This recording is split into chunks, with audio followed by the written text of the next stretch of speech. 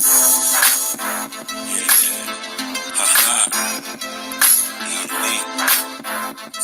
with the facts. And the real pretender.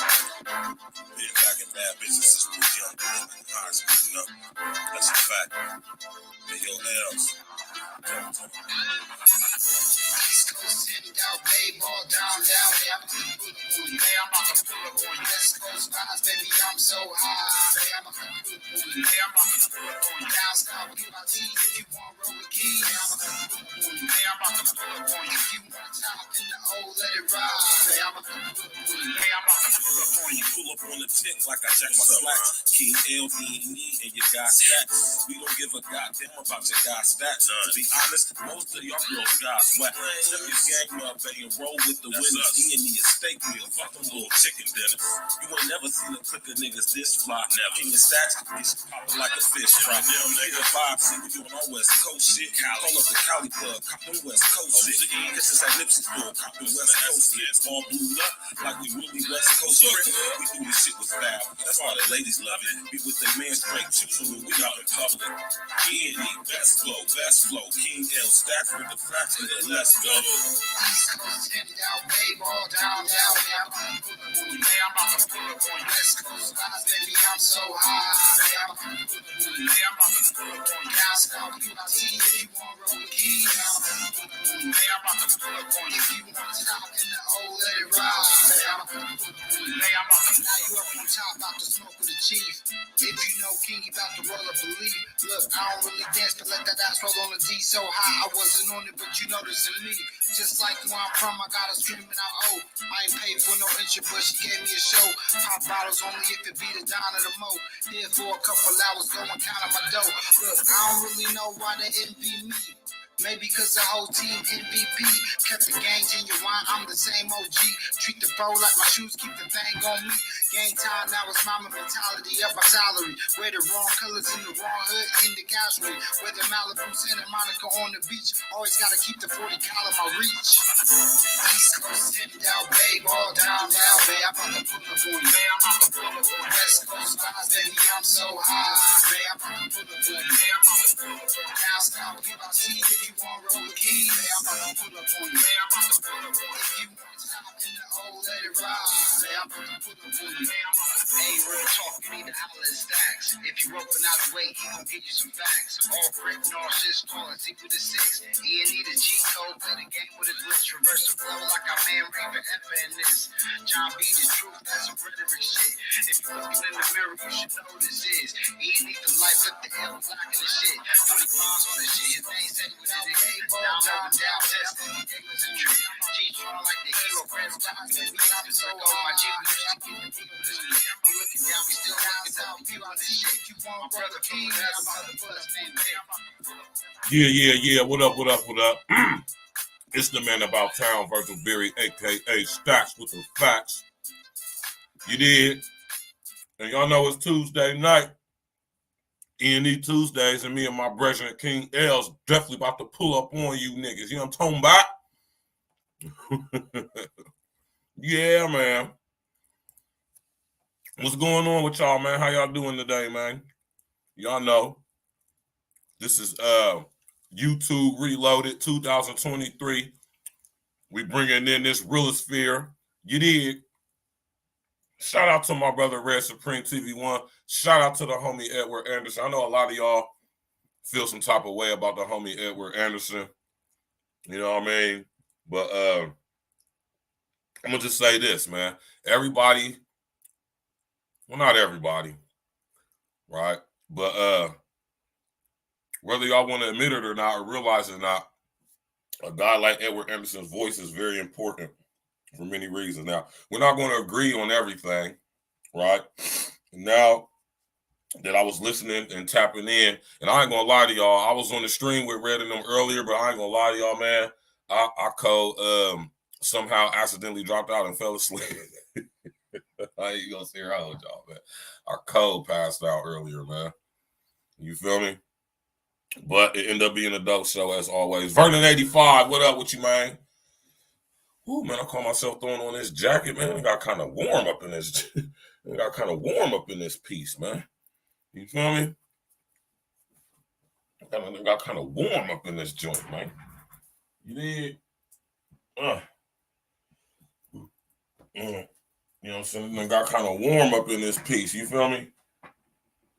Not everybody's voice is important and needed, but certain people's are. And I strongly feel, and you know, I don't really talk too much about how I feel, but I strongly think that the homie Edwards Anderson's voice is definitely needed. Now, he, like a lot of y'all, definitely need to be put up on some game. We can tell we're in the areas where people are lacking. And the very fact that y'all still having this conversation about game and y'all don't really know what it means is evident that us real ones got to keep coming in here and breaking this shit down to y'all, man. All right? I'm going to do a whole show on that. You know, because a lot of y'all be critiquing game and don't know nothing about game, don't know what game is, and don't even possess any. So for real, a lot of y'all niggas out here talking shit about game, y'all need to shut the fuck up, man. Because y'all don't know what the hell y'all talking about anyway. You know, I don't give a damn who here. I don't give a damn who feel anything about it. You know, I don't speak on that which I do not know about. You ain't gonna hear me talk about nothing I can't speak on intelligently and break down to y'all. Man, I'm a firm believer in if I don't know about it, I don't speak on it. Because that would make me an ignoramus, which a lot of you dudes and a lot of you, especially a lot of you goofy ass bras on this here YouTube, y'all be talking about a lot of shit that y'all know nothing about. And me being a gamed up ass nigga, I can tell. I don't give a damn what you say. I don't give a damn how you feel. I can see right through it. All right? You know, I don't have to know you personally. Man, my discernment of character is top notch. You hear me? And I can tell by the way y'all type in the comment section. I can tell by the stuff y'all say. I can tell most of you niggas is gang goofy Gilligans. Just like my brother Red be saying, man. Gang goofy Gilligans. Right? I'm not familiar with Bitcoin. All like that. Now, I know what cryptocurrency is. I know what the word crypto means. I understand the paradigm of what it means, but, you know, I don't speak on that which I don't know. You know what I'm saying? That would make you an ignoramus. Right? That would make you an ignoramus. He or them or she who speaks on that which they do not know. You know, so a lot of y'all dudes out here talking about game need to shut your damn mouth because you don't know what the hell you talking about. Right? You already know what it is, man. I'm waiting for my brother King Els to pull up in the building. You know what I'm talking about? I mean, it got like real warm in the crib just now. Just a couple seconds ago, it was chilly up in here and I threw my hoodie on. But it must have been one of them cycles between when the register cut on and cut off, man, because I'm telling you right now, I just got a little, I had to turn my jacket off, man. You know what I'm talking about? But while we wait for King Els to come in, and I'm going to run upstairs real quick to go grab me a bath. You hear me? Y'all go ahead and listen to this joint, man. You know what I'm talking about? You know what I'm talking about? You know what I mean? Yeah, man. It's Tuesday night, and y'all know we get to it. Matter of fact, I don't think I'll play on this. I'm just running upstairs real quick. I'll be right back, y'all. I'll be right back. Right back.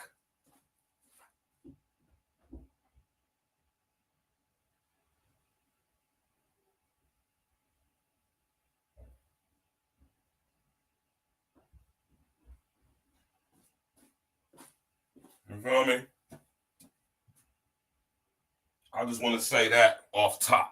You feel me? A lot of you niggas need to shut up. For real.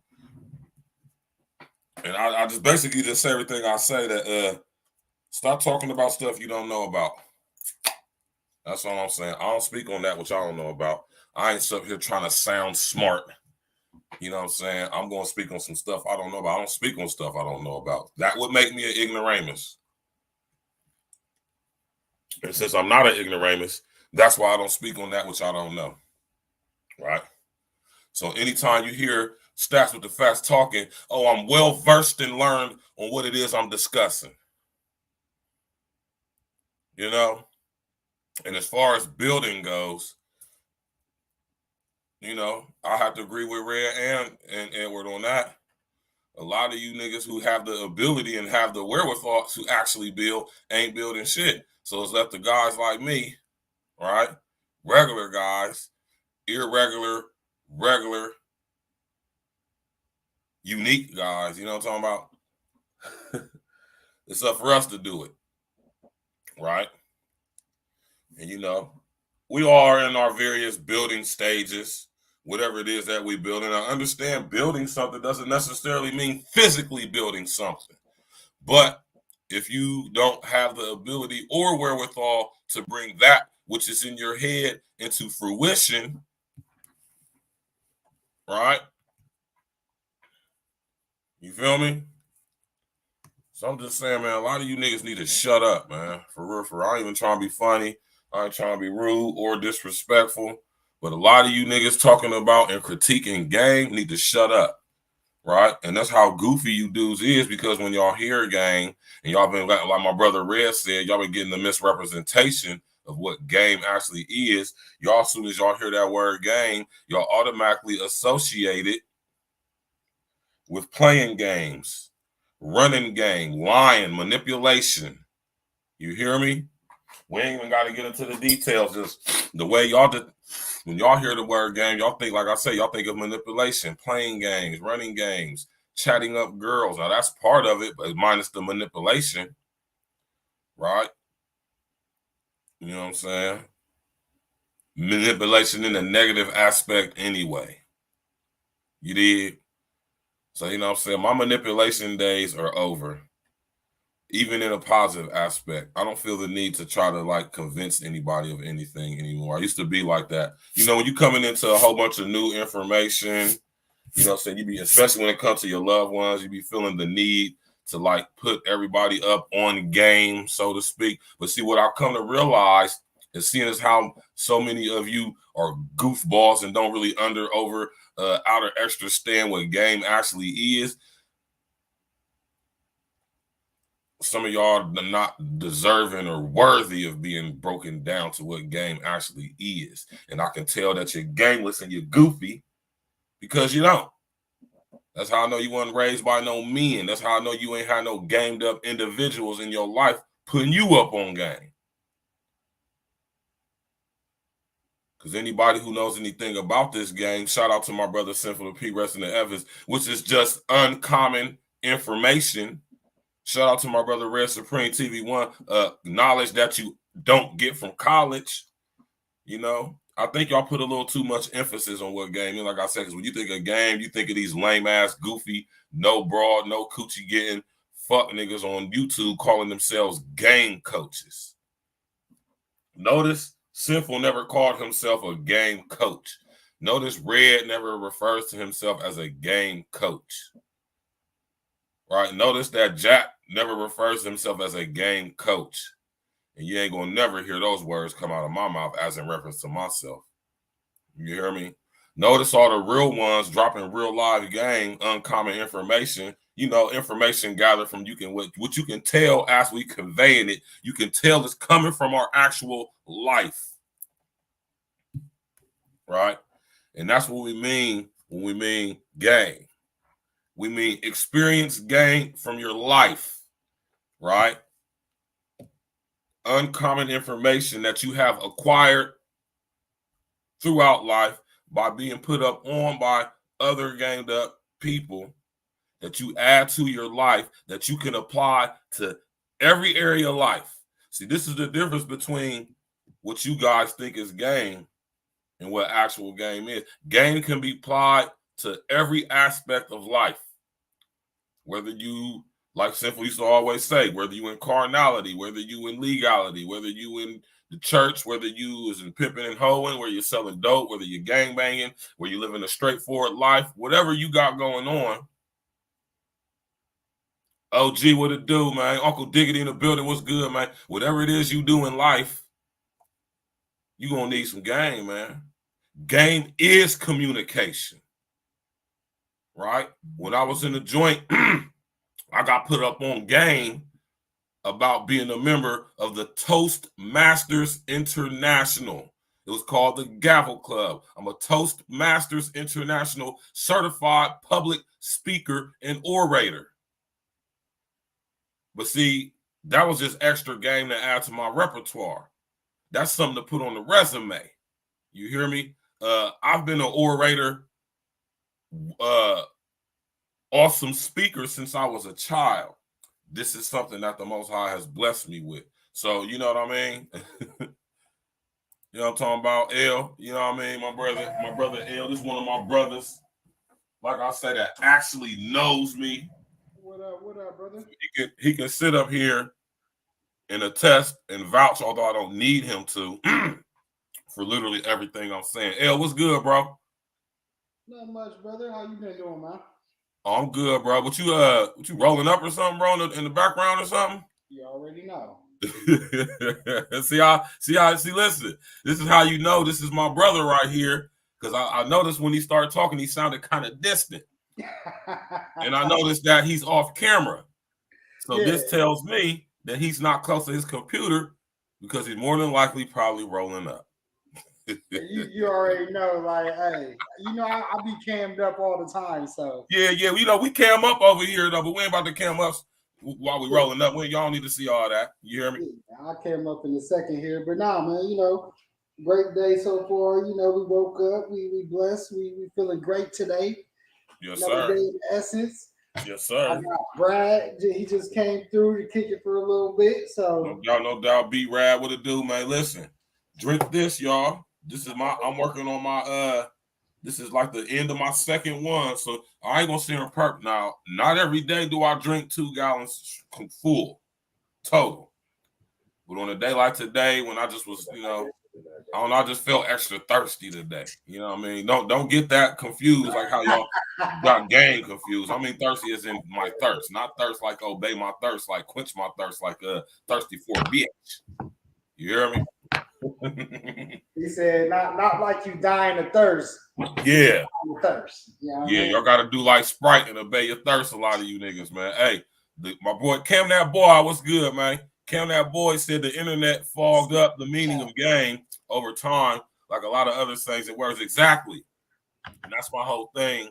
And had I been able to come back on my brother Red's panel earlier, that's what I was going to explain to the brother Edward, right? Now, I ain't got nothing against Edward, but I can tell that Edward's lacking in game, right? And that's all good, because I'm lacking in some game. Like my brother Red said, you may be a guy who's real into cryptocurrency and all that stuff, and you could put me up on game about that, which a lot of guys have. But see, the game that I have, etymology, can break down the etymology of what the word crypto means and what it represents, which is why I never invested in it. I know what cryptocurrency is, and I ain't going, and I'm not so easily duped. You know, so everybody who having their success with the cryptocurrency, more power to you. But more people are not having success with it that are. It's just because of my job. So, you know, and then when you break down the etymology of the word crypto and currency, then you'll start to get an idea what the actual meaning and purpose of cryptocurrencies, digital currency, non-tangible, non-fungible. Yeah. Josephine Copeland, what's good, baby? Yeah, man. So we're going to get to it, man. We got my brother Els in the building, King Els. There's a lot of guys who I know personally in my life, y'all, that are well-traveled guys as far as like around the world travel. Els one of them. Like I said, my brother Adrian's one of them. And I'm pretty sure I could have got Adrian on the show, but, you know, he's a real involved family man. So, you know what I mean? Like, he be in tune with his kids and his wife and stuff, though. So, you know what I mean? I'm pretty sure I could have got Adrian on the show. And just be honest with y'all, I fell asleep earlier and I ain't calling. I meant to call Pun. I meant to call him and say, bro, I come on the show real quick. But you know, I was listening to my homie Red earlier. I was listening to my homie Red earlier, and I had fell asleep and accidentally dropped off the panel when I meant to call Adrian, but it is what it is, man. But we good for right now. We good with where we at. You know, if any of you guys are world travelers and trekkers, you're more than likely to hit the link and come on up. Matter of fact, I'm gonna drop it one more again. No, not just yet though. I'm gonna drop it here in a second. But yeah, though, man. When it comes to passport bros, right? Let's just be honest, man. It's a good majority. I ain't gonna say majority. It's a good amount of guys who align themselves with the pass bro craze or the pass bro ideology or whatever you want to call it, community, if there's such a thing, right? A nice percentage, small percentage, I'm gonna be honest, but it's a lot of y'all dudes. Let's just be honest, y'all going overseas to trick, man. Like I said earlier, man, I was doing my Facebook Live, man, a lot of you niggas is exotic tricks, man. Y'all just like to trick. Y'all just like to go exotic tricking. You know, you want to go see something exotic. You want to go see something foreign. You know, and with the mistake a lot of y'all dudes do, because y'all have been consumed and controlled by y'all's lust, right? Y'all go overseas with the intentions, sole intentions, of getting a bitch, right? Which ain't nothing wrong with that. It depends on what the premise is. It depends on what the motivation behind getting a bitch is overseas on the foreign side, right? And I'm pretty sure L can attest to this too. I haven't been overseas as far as like another country, as far as like, you know, across the Atlantic Ocean, but I have been to Canada and Mexico, right? So, and I say that to say that I've interacted with foreign women, because if you ain't from America, you're foreign, right? You know what I'm saying? Or should I say North America or the United States of America? Now, and this is what I'm going to say right here, and I'm going to pass it to L, man. If you is a lame in America, 9 times out of 10, wherever else you go in the world, you're going to be lame still, bro. You hear me? And, you know, when it comes to a guy like myself, you know what I'm saying, I know for a fact that I'm very well-versed, experienced, and learned and knowledge in all things about women. Huh? Oh, I've dealt with a lot of y'all. Black, white, Asian, Puerto Rican, Chinese, Japanese, Laotian. I messed with African girls in my life. I messed with an Irish girl before in my life. Irish is wild too. I'm just saying though, what I'm saying, L, is that I got a lot of experience when it comes to women, specifically black women. And there's nothing any female on earth can tell me, considering y'all. I know y'all like the back of my hand. And even more so, I know y'all better than y'all know yourself. See, when chicks hear that, they get upset and get tight in their feelings. But it doesn't matter because it's true. So with that, I'm going to pass it to my brother, L. Yeah. Yeah, bro. Hey, exactly what you said. So it's differences in what we're talking about. Because, look, there's nothing wrong you going over there, getting you a lady, coming back, bringing it back and all that, and getting married. Brad actually just showed me one of his homies that did that. And I know a gang of the homies. Like, we know some people that we went to high school with, Bird. You might not even know. I ain't going to say their names on here. We could talk about our family. But they did the same thing, you know, whether they was in the armed services overseas or they just went overseas and did that, because that is something that, you know, a lot of guys do. Right. Yeah, so it's some differences. If you're going over there to try and find love, that's different. If you're going over there to basically try and buy a woman, that's very different as well. Yeah, so that's the two differences. Like, you know what I mean? Like, some of these guys are really trying to buy women. That's where Virgil was talking about lack of game earlier. Mm-hmm. So it's a difference. And even when you do that, Julie, my lady, you know what I mean? She's Peruvian and Colombian. So, of course, she has a lot of friends, even from New York or here that are of that culture. Or, they all, the Spanish community, like, they normally all know each other. You know what I mean? Right. It's normally a tight knit community. And I could tell y'all some crazy stories. Girls that just use dudes just to get over here and, use them for the resources, got married, went through, even had a kid or two. And then when it got to a certain point where they get their citizenship, it's over.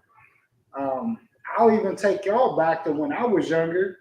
I've been offered because my dad was really, he basically was Ghanaian, Dean Ghanaian. Like, that was his best friends. He went to all the parties.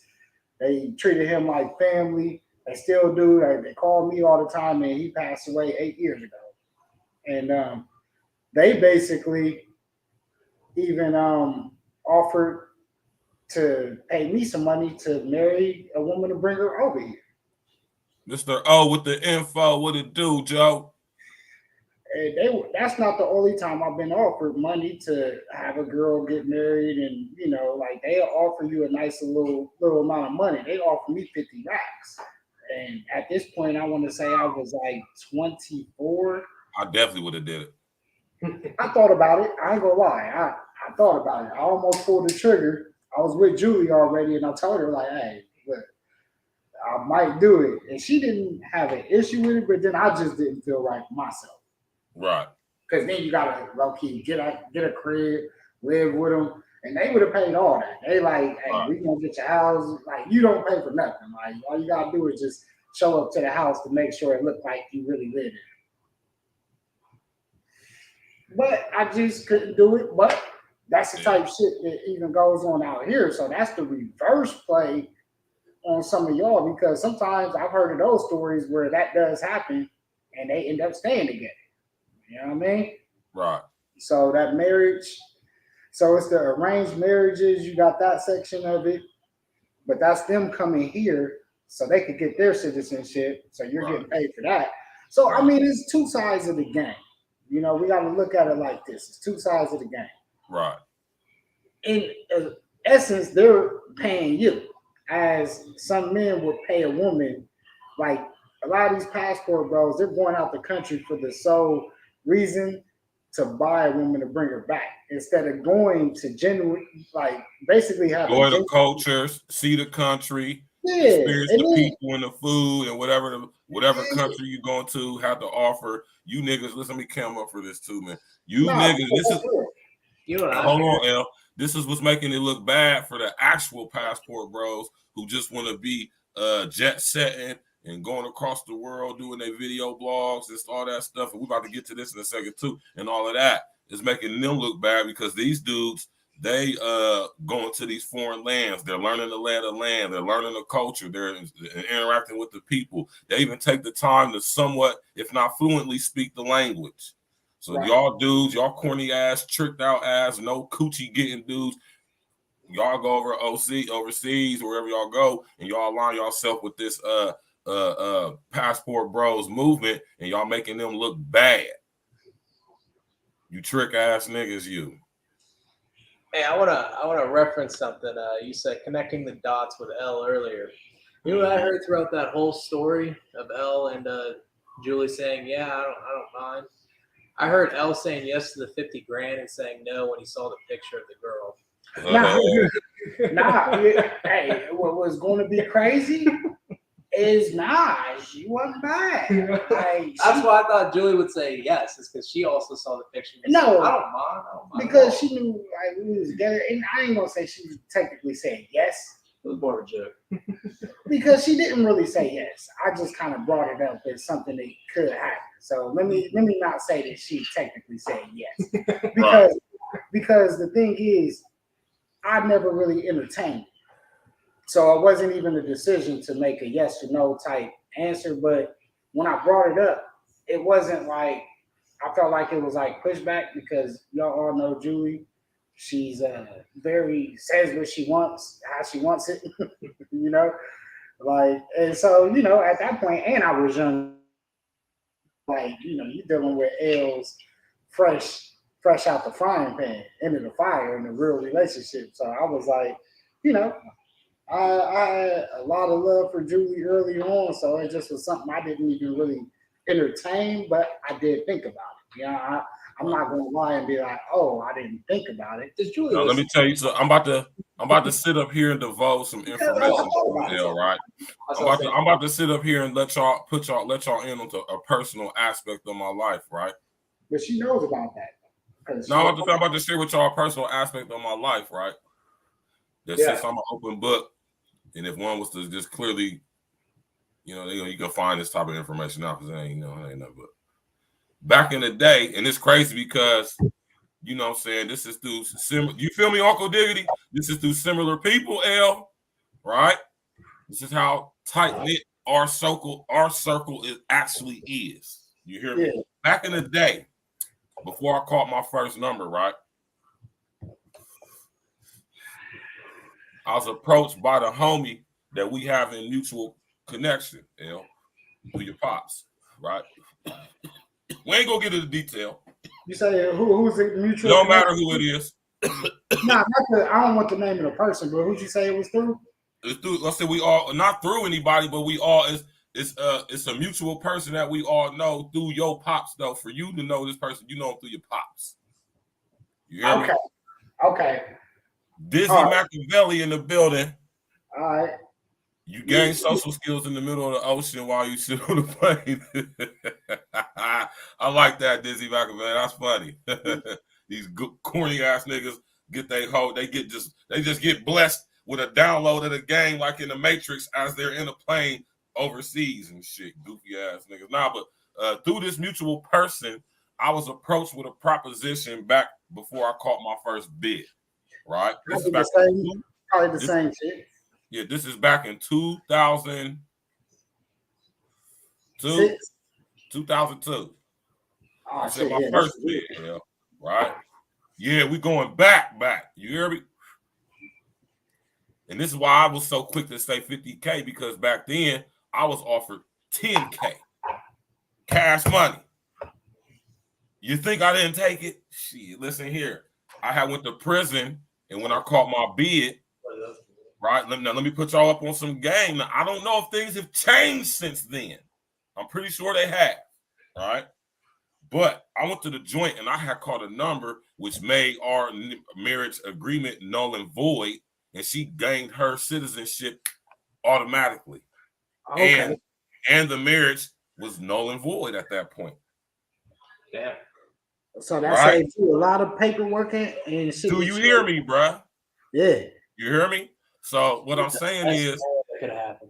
When you were young, when I was young, you gotta think this is 2000. You gotta think this is 2002, man. This is 21 years ago. I was 20 years young. Yeah, but you gotta remember, I wouldn't have won because this was you gotta think this is a pivotal time of when we was doing a lot of shit. And Virgil was a pivotal. You hear what I just said about it? Yeah, he was a pivotal. I was like, wait, on the run. Yeah, no matter, he was keep it 100 with y'all. He was on the run. I was on the run. I didn't want him to go to jail for none of that shit. Like we was doing good. These are some golden years right here. Yeah, you didn't want to just peep what I'm saying though, y'all. I was 20 years young. Mm-hmm. I was in the streets, heavy. You hear me? I had at this point, I must have had like 4 or 5 different open cases. You hear me?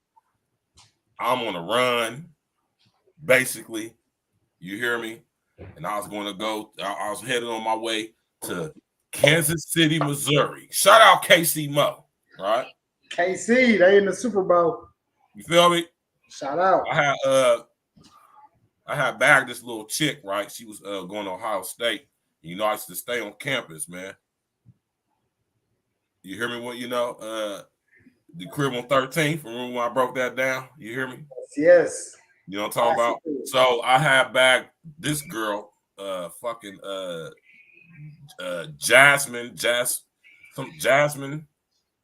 Don't say her name was Jasmine. This is so long ago. I had bagged her when I used to stay on campus. You know, I used to be on campus a lot. You know, so that's how I had a lot of clientele from going on messing around on campus when I used to live on campus. Anyway, I was on campus one day because I used to walk from my crib. You know, so I used to walk down to campus because it was hella places to eat. So I just walked down to campus, go get me something to eat. from wherever place I wanted to go. And, you know, that was a place to go basically campaign. You hear me? So I used to go in there, holler at chicks and shit. And I met this girl, Jasmine. She was a fucking political science major, but she was from Kansas City, Missouri, right? And I had met her in the process of me being in the streets and all that shit. You know what I'm saying? I called this case and she had went back to Kansas City, Missouri, and I was fucking with her. And I was like, shit, I'm gonna run, man. I gotta get some money up before I go to the joint. You know what I'm talking about, man? And you know what I'm saying? She's like, well, so you can come out here, Kansas City, you know what I'm saying? Blah, blah, blah, blah. So, you know, I'm thinking like, bet. You feel me? Anyway, you know what I'm saying? I got the 10K from the African peoples, my connections and this shit. Married their little cousin. She got her citizenship. I got the 10K. I went out to KC Mo. You know what I'm saying? And I was doing my thing in Kansas City, Missouri for like 8 months before I got bagged out there in Kansas City on some bullshit. But that's how I'm familiar with Kansas City, and that's how I got my connections in Kansas City. You understand what I'm saying? You did. You know what I'm talking about? I was out there on that old truce. You know what I'm saying? Yeah. In the number of streets in Kansas City, Missouri. Now, if any of y'all know about anything about Kansas City, Missouri, y'all know that truce block is like Cleveland Ave. That's like Livingston Ave. You know what I'm talking about? Yeah. So, you know. Now, would I do something like that now? Hell no. Right? Not at all. But, you know, when you're young and dumb and on the run, you know what I'm saying, that an easy opportunity to get some quick bread come across you like that, I doubt if many of you niggas would turn it down. And I definitely wasn't going to be turning down no 50 bands. That's a fact. You hear me, Uncle Diggity? I went back in 2003, 2002, 2003. What? Nigga, 50,000? Where's she at? I don't give a damn what I want to care what she look like. 50 bands? My nigga Uncle Diggity said 50K. You know what I'm saying? That's a nice little chunk of change, right? You know, you can make something happen with 50K, man, real quick. You know, so you can make something change. You can make some changes in your life with 50K, man. You hear me? L, you still there or you backed out real quick? Oh, no, I'm right here, bro. I just wanted to make sure. Yeah, so, science over here. We're doing some science. Y'all good. Go ahead and do y'all thing. Listen. No, I'm listening to you because I never heard this story. Yeah, I never heard this story. So I'm part of the audience right now too. You good. You know what I'm saying? So you know what I mean? It was a beautiful thing going on out there in Kansas City, Missouri. I had a beautiful situation going out there. This was sweet. You know what I'm saying? One thing I can say about Kansas City, Missouri, man, they got, you feel me? Rice will be, nigga, you hear? Nice little wiggle room with that 50K. You don't talk about Uncle D's 50K, man. That can change the situation for you, man, if you know what to do with it. You know, it would have been nice. Look, and y'all know the thing is we love money. That's one thing we all going to attest to, especially at that time. Like you said, like I wasn't on Stacks level, but we was out here. We was eating good. That's why when we talked about Big Daddies, that store, you wasn't going in there if you didn't have a nice little bag on you. Yeah, at all. And it was a time where I literally owned every T-shirt on the wall there, and in the mall, it was a store called New Source. I literally owned every T-shirt where I walked in there, and I'm like, I can't even buy nothing but jeans. Hey, L, remember we used to our say used to be the fit 250, man. Right. Everything 250. So that, you know, we was living good. Let's just say that. We had a lot of fun during that time. It was a lot of fun. So the money definitely, you know, it was shaking because, like you said, that's especially for a 23, 24-year-old. That's some nice little shaking money for you. I'm shocked you didn't take it. It just, I don't know. It's just something that just didn't sit right with my soul. Getting married to somebody I didn't know. You knew she was good. I feel you on that though, L. Some real shit. You know, I felt real skeptical. Don't get me wrong, right? I was real scared, but at the same time, I was on the run. I needed some money, as much as I could amass at the time. You know, it was like a lucrative situation for me at the time. Shit, it definitely was hella lucrative. I mean, anything and I would have got offered 10K. Honestly, the same. It really wasn't the money that was the issue. It just was. There was no work. They said sign your name and you get 50K. It was literally that easy too. You like, feel me, OG? My man, listen, hey, L. My brother, hey, OG say spend 5K on the ride, 45K to slide. You dig? You already know. You know, I should have did it because how they do it is like they offer me like 20 up front and then the 25 on the back end. Like that's how they do it. With inflation nowadays, it's gotta be worth 70 or some shit. Goddamn. Oh yeah, people still doing arranged marriages like that. Oh, like, for sure they are. That's a big business, man.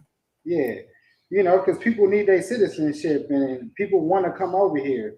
So, you know, that's the big thing now.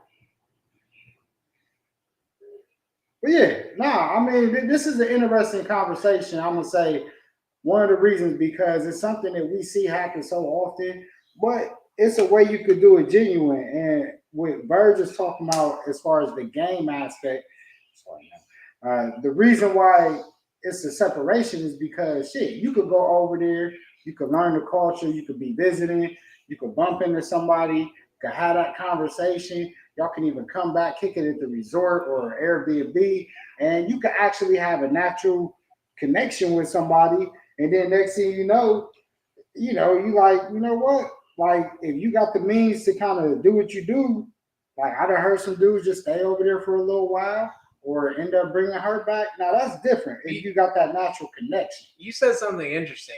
Like you basically kind of said like it's almost the same thing as like, yes, you're going overseas to potentially look for a mate.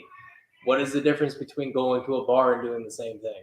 What is the difference? But the thing is, you could get a hoe on any corner. You could go out to Vegas and go to the Buddy Ranch. I'm just saying, same or mindset Texas completely. or wherever the Buddy Ranch. Yeah, but you can also go over there and they got the houses or they got women that you could buy and they'll pay them $200 to stay with you for the whole week, cook, clean, do whatever you want. 2 or 3 of them, like, and you actually pick who you want. Like you could get that done. Like that's nothing in those countries. Like that's actually what they do in those countries.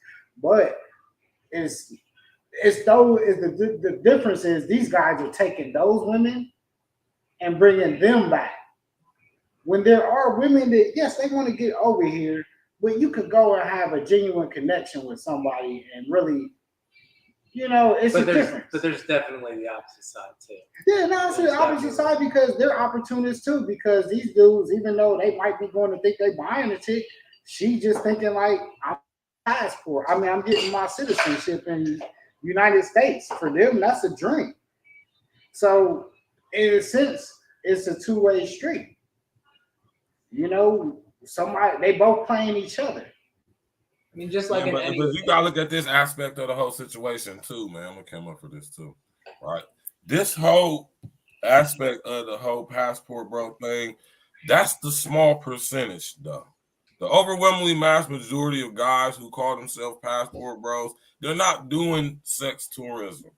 They're not going overseas with the sole intentions of trying to buy a woman or get a wife. They're going over there just because they want to experience other cultures, they're travel bloggers or whatnot. Most of these passport bros are not into sex tourism now. But what I will say is this, and this is how you know this is what I say right here, right, man? Pay attention. But there is an amount of you guys that are, right? And that is what's being focused on. You feel me? So it's given a very distorted perception and attaching a name to it and giving it a public global platform like all of y'all out there talking about it like how y'all are, and then this gets this stigma attached to it, and then you get it situations like this. We're gonna switch it up the pace a little bit. We get situations like this.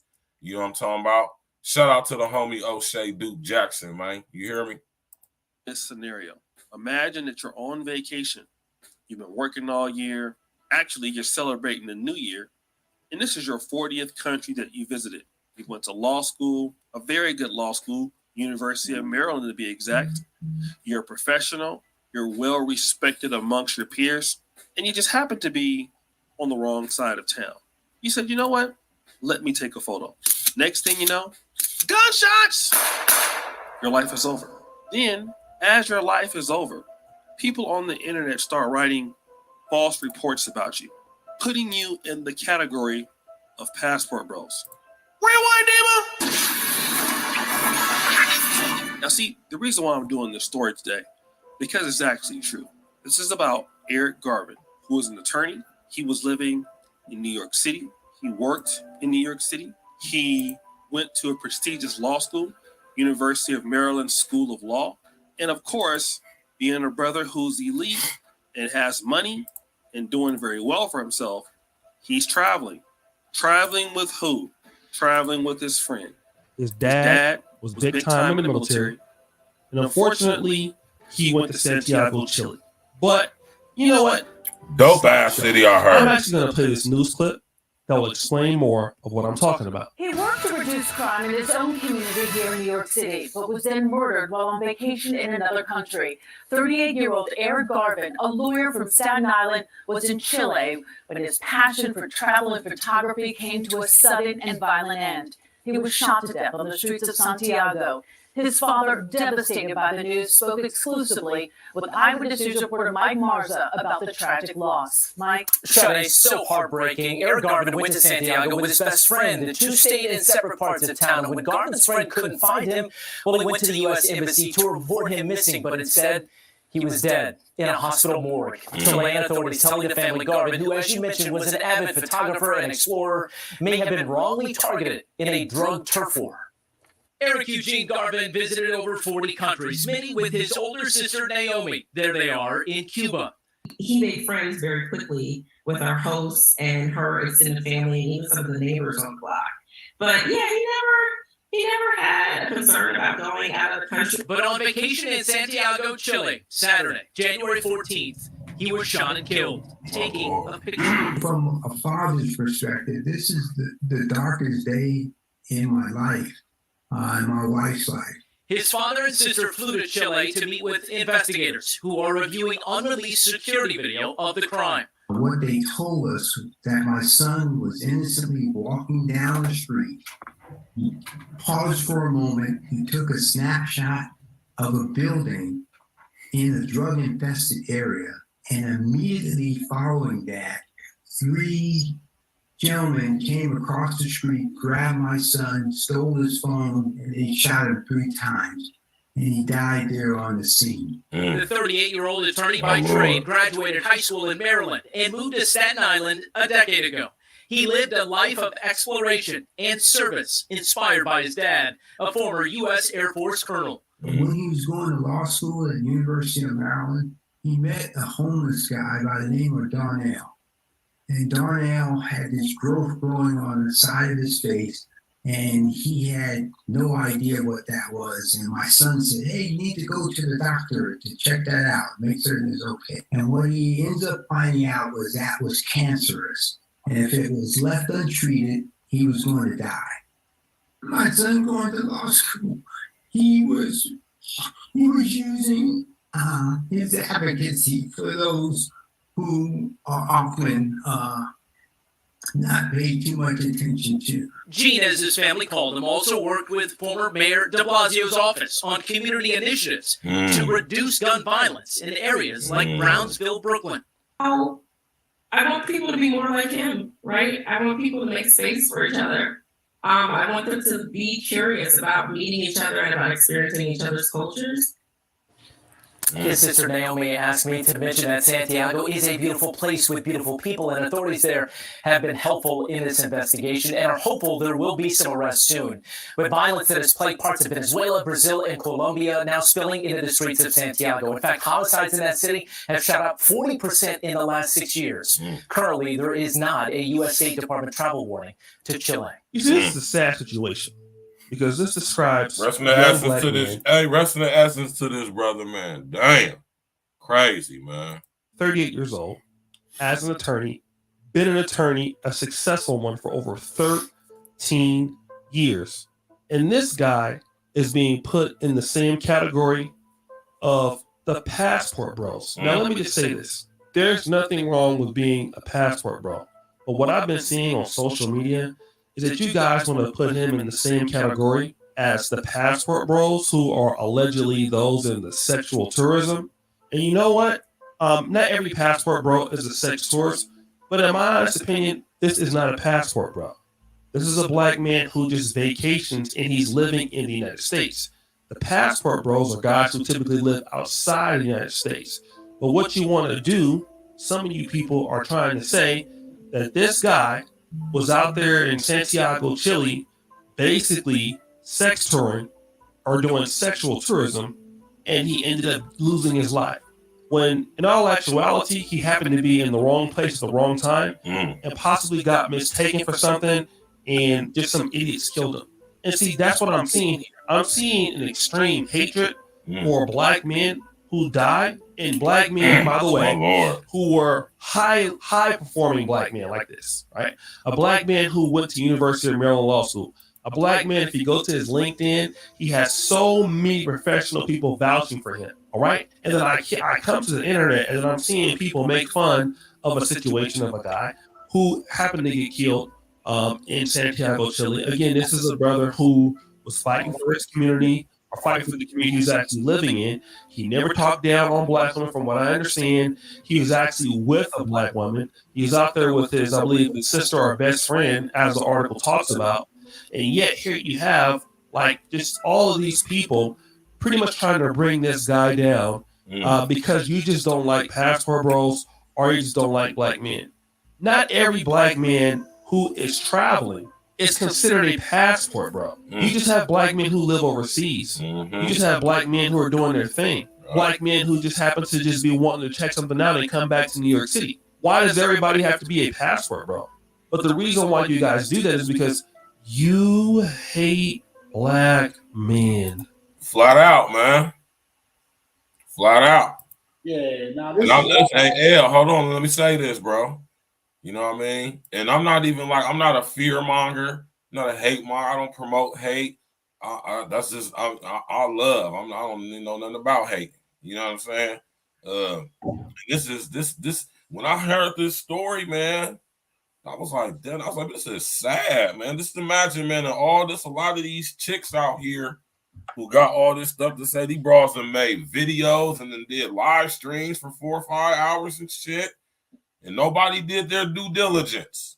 Nobody actually looked into what was going on with this situation. They just automatically associated it with the passport bros and the tricking and the sex tourism, when in fact, this is a very prestigious, this guy here, our brother right here, was one of that 1%. He was one of the guys that a lot of y'all bros couldn't get if you wanted to. Right? Rest in the essence to that, bro. This is so disheartening because when I seen the chicks that's making their videos about this and the vitriol and the hatred, right, coming from black women and some of you lame ass, male Jezebel ass niggas, right? When I seen some of the content that I saw, I'm like, man, this is terrible. The first thing that came to my mind, it was like, damn, man, we really do hate each other for real, man.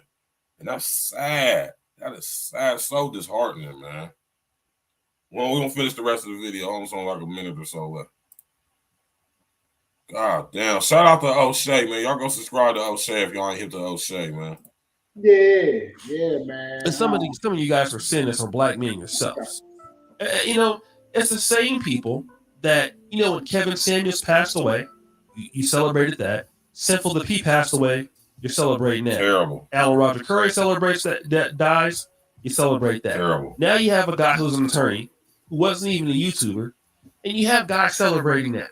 Guys who have achieved, in this case, one of the brothers, more than most of the critics talking about him, most male and female. All right, most of the people talking about him couldn't even get into University of Maryland main campus or undergraduate, let alone University of Maryland Law School. And the reality is that I keep seeing that. Like any black man that travels overseas who probably don't even know what passport bros is you guys are throwing them in the see, that's what you black men get for going overseas. Like going overseas and taking a photo in the wrong neighborhood at the same time. Like if that happened to like a black woman and somebody responded in the way that you guys are responding, you would want that person deleted off of YouTube because it's sick. And some people show their immaturity every day on the platform when they upload a video. Or when they get in the comment section. This young man And his family does not deserve that. He was a talented black man. Unfortunately, he was killed. You know, you have this other brother out there. You have you brothers out there who are just upset. His father raised him to be a functioning member of society, which is more than I can say about most of you guys who are haters. And that's what it is. I'm seeing so many people on all the platforms talk about this right now. All on Instagram. I'm seeing women on Twitter, women on YouTube, like celebrating this guy's death. But why? What did he do to you? And it's sickening. Rest in peace to the brother. Guys, what do you think? It's your boy. Rest in the essence to that brother, man. Yeah. So let me just kind of chime in real quick and say this, because I've been noticing on social media, you know, the first time I really seen it at abundance was when Kevin Samuels passed. Right. And I'm sorry, that's some sick shit, because it's demonic, man. Literally. Like, for one, you ain't supposed to dance on nobody's grave, celebrate nobody's death. Even if you don't like the person, right? You just don't say nothing. I mean, that's what happens. Like, people don't understand karma does exist. So I would never speak ill on the dead. You know, if you had a beef, you know, then it's dead. You know, it's dead. That beef is dead. You know, you can still carry those feelings. I ain't saying you still can't carry those feelings, but to speak ill, it's not going to bring anybody back. It's not going to make the situation better, and it just isn't good energy. Like, you know, if you move with great energy, great light, be a good person, you know, just keep your energy as light as you can. Like, a lot of people have their energy on dark and they don't even know it. And it'd be a little bullshit like that, and it creep in. People think the shit funny just because you see it in abundance, and now you want to be part of the groupthink crowd where everybody's saying this, or now you think it's cool. And I've seen it happen. Trust me, I've seen it happen. I remember when, like I said, Kevin Samuels was the first person I seen this at that type level where I seen people celebrate. And it made me look at a lot of people still to this day differently, because it's like, damn. Like, for one, like, this was a guy, like, and just like this man, doesn't sound like he was out here creating no havoc. He wasn't a menace to the streets or society. He actually was a well-versed, what was he, a lawyer? He was a lawyer, 13-year practice. And let me say this, education means nothing, because it shouldn't happen to anybody. I don't care if you didn't graduate from elementary school. You don't deserve this kind of, if you, like, damn. It goes deeper. Like, it's like rapists and child molesters, and those are like the only kind of people, or just killers that's killing for like no fucking reasons, serial killer, shit like that. I can understand that more than somebody who was just like, living his fucking life. We live in the 21st fucking century. Like, this guy wasn't a mass murderer. He didn't kill a bunch of people. He didn't do anything wrong. Like, he had certain opinions. Like, oh, who cares? But these are the same people. Let me tell you this, what makes it sicker. These are the same people that sit there and watch a Jeffrey Dahmer series. Shit. But, like, a guy, and Kevin Samuels, Brad, you might not be, and the crowd might not be, so I'm going to break it down a little bit. Even Kevin, so we just watched this video of this guy that's a lawyer. They're mad at him just because he went overseas and found happiness however he found it. And Kevin Samuels wasn't nothing but a guy that was a relationship coach for men and women, who was a harsh relationship coach. And that's the thing, though, El. He wasn't even a relationship coach. That nigga was an image consultant. An image consultant, my fault. Based off of his experience, image consulting, and his life experience, he also spoke on how that coincided with relation aspects, especially between black and white and black men and black women. That nigga never attested. He never called himself a dating coach, a relationship group, none of that stuff. And that's the whole thing I said right there. Hold on real quick. Shout out to my brother, #1 fly god in the building. You dig? You already know what it is, man. Kim, that boy in the building, man. I like what my brother said right here, man. The lack of empathy will be commonplace in the end times. They already celebrating death. Couldn't imagine what's going to get normalized next. Oh. That's a hell of a statement right there. Because if people are cool with that, and I've seen it with my eyes, with we all see it. People were cool with it and laughing, and literally laughing. These people that I know, that I grew up with. And dude, like he didn't even know you. You don't know him. He never did anything bad to anybody, but because he talked harshly to people and kept it his truth, he spoke in his truth. No. Hold on. Stop you right there. Let me stop you right there. Kevin Samuels was not speaking his truth. He was speaking the truth. The truth. You ain't gotta like it, agree with it, accept it, but it was the truth nonetheless. There's no one. Yeah, but at the same time, it don't matter because it didn't directly. The thing is, it hit people's soul. That's how you know he was really doing. He was working in his cause and it walking in his purpose, because people was getting offended by shit that he was saying that wasn't even directed at them. And that's how you know it even flips your soul even more, that you relate to some shit and that people don't like looking in the mirror. Exactly. And this dude's happiness, so we're going to put it back into this man who was a lawyer. All he did was go out the country, find his happiness. When people that don't have happiness in their life truly, they hate on people like this. Because, like, if I see a dude, like sometimes I get caught up in YouTube watching these guys over in other countries having so much fun, telling you about the country. There's a couple guys that I follow on YouTube, and I just like watching their videos sometimes. Like when I'm thinking about booking a trip, I watch some of their videos because shit, when you out the country, like Virgil said, I've been out the country plenty of times. I've been in more countries and states. It's a different feeling. Like, I'm sorry, it is like the air feels cleaner, like your lungs feel better, the food is natural, like, you know what I mean? You go through a process when you first go out the country, you eating that food and stuff, your body, you get the runs because your body gets used to the food over there. And then a lot of people, when they come back in the country, they go through a week process where they still got the runs because now you eating this bullshit back here and your body like, damn. You know what I mean? Because you're normally going out the country for a week or so. So your body kind of adapt to it a little bit. So the food is different. It's cleaner. It's normally fresh off the farm. Like, it's just different. You get way more sunlight. So you get way more vitamin D because normally when you're on a trip, what you doing? You outside absorbing the sun. Yeah. So you feeling enjoying nature, yeah. And then you understand why these people in these other countries, why they're so happy all the time. You know, but they're getting all the natural vitamins from the earth. You know? Yeah. No, can I add on to the like graves type shit? I believe, like, yeah, if you don't like someone, like, unless they're a dictator and, you know, killed lots of people, you know, like what have you, serial killer and all that stuff, like, it's okay to have a thought and everything. Like, yeah, I'm not like unhappy that they're dead, but as soon as you make it, like, speak it out loud or anything, you should recognize it. Like, a person died, like, they didn't do anything wrong, they had separate opinions, oh well.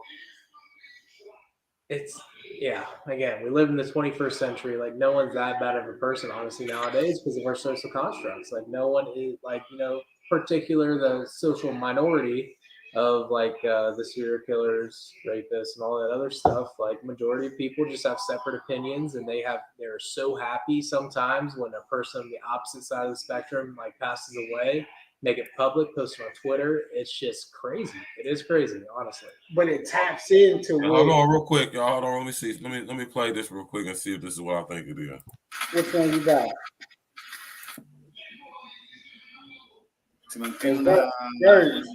This is the news coverage of what happened to Eric. Al momento que se sale de la persona, no se mantiene la información referente a quién podría ser. This nigga was in the hood, though. Todo era un misterio, tanto con la identidad de la víctima como los autores del crimen. La dinámica era desconocida. El motivo del fatal ataque también. La MOCAR y el OS-9 de Carabineros llegaron al lugar, realizaron las pericias y en ese entonces así lo informaron. De forma preliminar, habría sido una persona que se habría acercado, habría tenido al parecer una discusión, eso es lo que está manejando, de forma preliminar, y posteriormente se provocan los disparos. Una discusión, un intento de asalto, un ataque y hasta un ajuste de cuentas eran las hipótesis. Lo único que se sabía era la participación de terceros en este crimen, ocurrido el sábado 14 de enero, cerca de las 10 de la noche, en la comuna de Santiago. Se habría producido una pelea entre un grupo de personas en calle General Bulnes, a pocos metros de llegar a la calle San Pablo. Es en ese contexto que una persona, hasta el momento no identificada, recibe al menos 3 impactos balísticos. Esta víctima camina unos pocos metros y cae frente a un local comercial que está ubicado precisamente en la esquina de ambas calles, en la esquina de Bulnes con San Pablo. Momentos después llega personal de Carabineros quien traslada a este hombre hasta la posta 3 y es en ese lugar, debido a la gravedad de las heridas, que termina perdiendo la vida. Así, Chilevisión Noticias lo relató según los antecedentes entregados, y a 7 días de lo ocurrido, las piezas de este rompecabezas dan forma a un enigmático crimen. Se trata de Eric Garvin, un joven estadounidense que en calidad de turista... Did y'all just hear him say his name? Yeah. Se trata de Eric Garvin, un joven estadounidense que en calidad de turista paseaba por nuestro país. Se hospedaba a 800 metros del lugar del crimen y este sería el único registro que existe de él hasta el momento.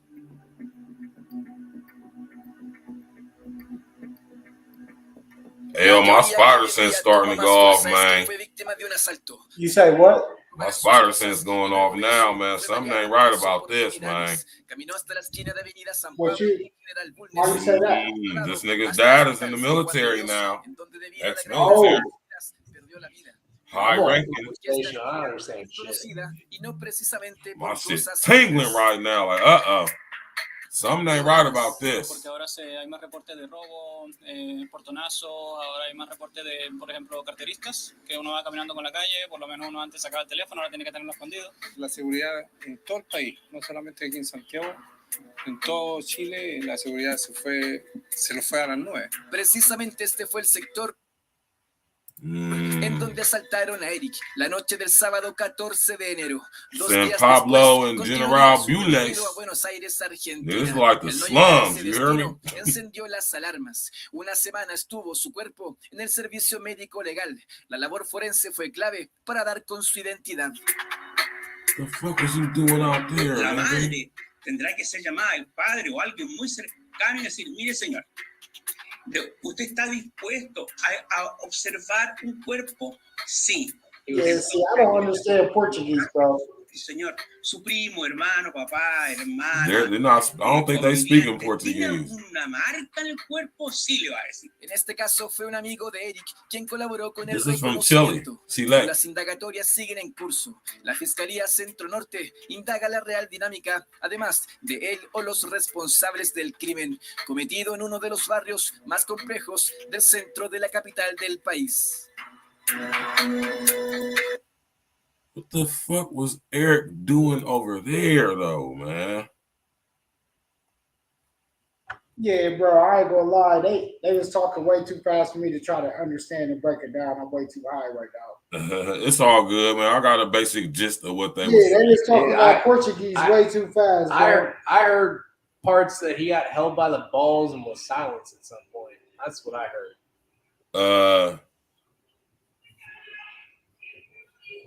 Am I wrong?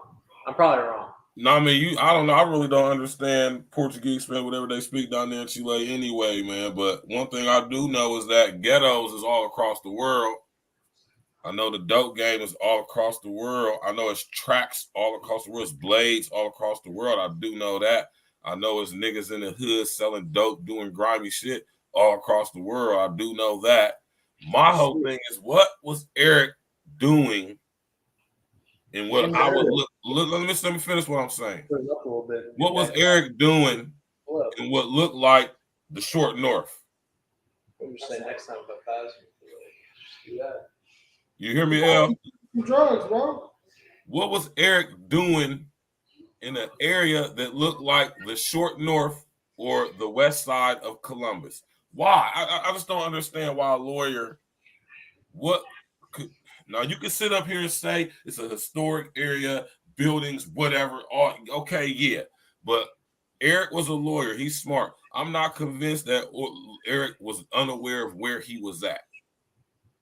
Definitely not. That's what I'm going to say. Ain't no way in hell Eric was where he was at and didn't know he was in the fucking hood. No way. So this is what I'm saying. This is what I'm saying. This is how my mind works, y'all. My next question naturally is, what was he doing there? And you telling me he's in the fucking short north. Out of all the places in Columbus, Ohio to come, this nigga gonna go to the fucking west side and the bottoms, my nigga. You hear me? Why? And that makes my spider sense go off. And I'm not saying anything because I don't know, but I'm telling you, it's a trick to it. That's what I'm saying. And now that I know that his dad is ex-military, high-ranking, and man, you know, it could go to a plethora of places. You know what I'm saying? Hey, what time of night was it?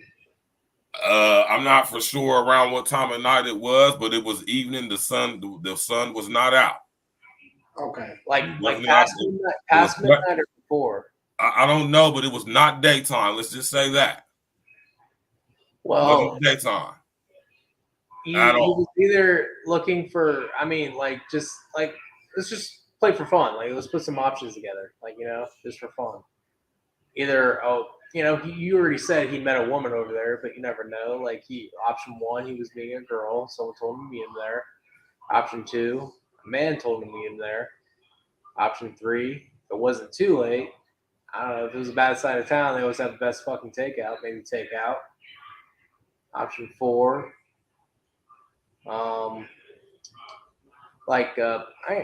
people like us right now, we're smoking. Like, maybe he was buying something. You never know. Like, what else do you think he was there for? Like, he was a lawyer. That's the thing. I don't know, and I'm not going to speculate. This is what I am going to say. Right here. This is what I am going to say right here. This is what I am going to say. It's very questionable. It's very It's very sus, right?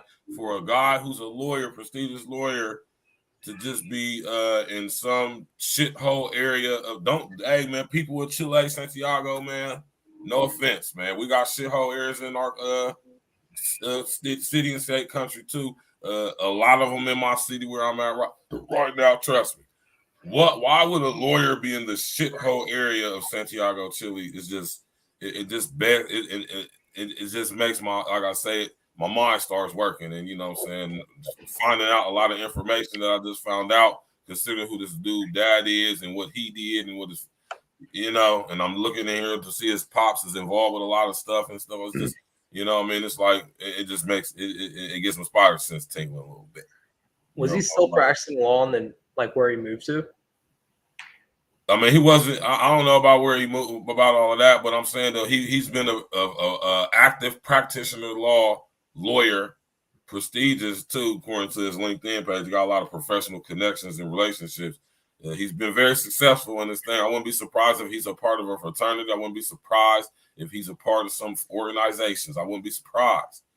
Right? So you're saying it could have potentially been a statement too. What I'm saying is potentially. Like, you never know. What I'm saying with this situation with Eric Garvin, I'm saying is like it could be more. I ain't going to even say it could be. It's more to this story than what we're being told. It just so happens that this happens at the same time that the so-called passport bros thing is just like inundating the internet, and I'm just like, that's just how my minds work. It could be argued, but I guarantee y'all, if I was to really start looking into this, who his dad is, who his dad connected to, who he is, who he connected to, I guarantee you I'm going to find something. Multiple events very close together. Because that's just I'm not a coincidental guy. Nothing in this reality is coincidental. Very few things are, y'all. Right. There's cause and effect. Yeah. And I'm sitting up here telling y'all, man, rest in the essence to this dude, Eric Garvin. What was very sickening and disheartening about this, though, is that, you know what I'm saying, the way people, specifically females, man, is just championing and I mean, it's like I say, man, it's demonic, man. Oh my God, man. Celebrating, cheering, happy. See, this is what happened when y'all doing this. Y'all gonna get killed. And then, oh my God, man. Wow. The level of debauchery, man, the level of moral degradation where we at as a society is disheartening and it's sickening, man, for real. Hey, man, like I say, man, it's a lot of stuff, man, but I'm telling y'all right now, y'all ain't got to take what I'm saying for any type of value. I'm telling you right now, you hear me? It's more to this than what meets the eye. Y'all can believe that. Trust me. Let me tell y'all something. Stuff don't make international global news just for being regular stuff. So y'all think about that. Anytime a news story gets global attention, international attention, somebody pushed the button somewhere. You can believe that. And it's connected to something. It's all about, do you want to use the critical thinking and do your due diligence to find out what it is? Hey, V, how did he pass again? He was shot multiple times in this good-ass area in Santiago, Chile. So no question. Yeah, he was third for sure.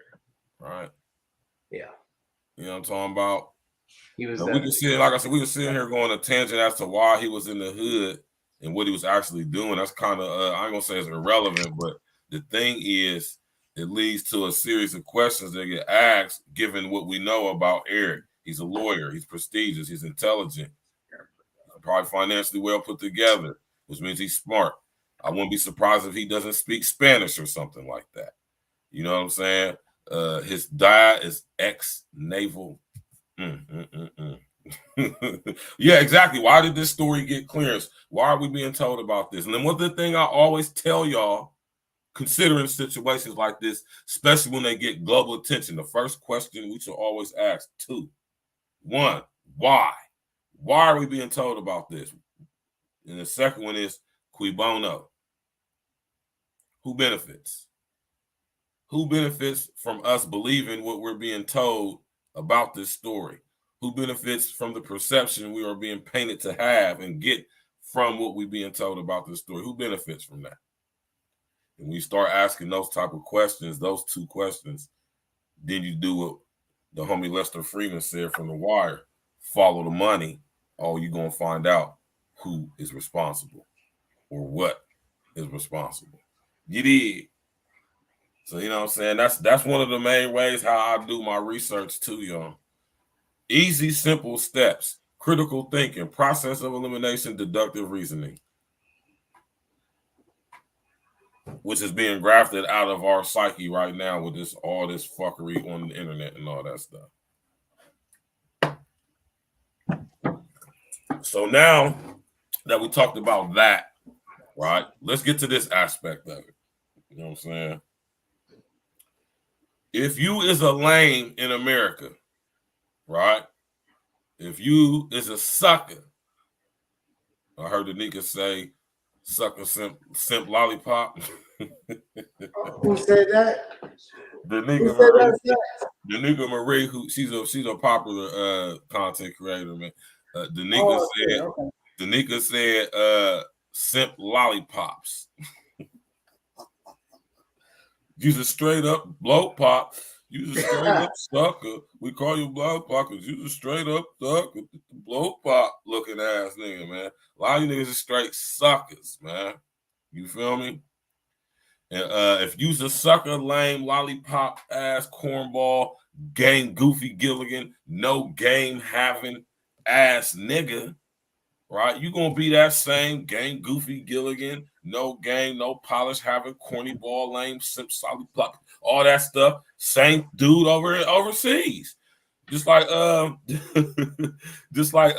the name said earlier? What's my man?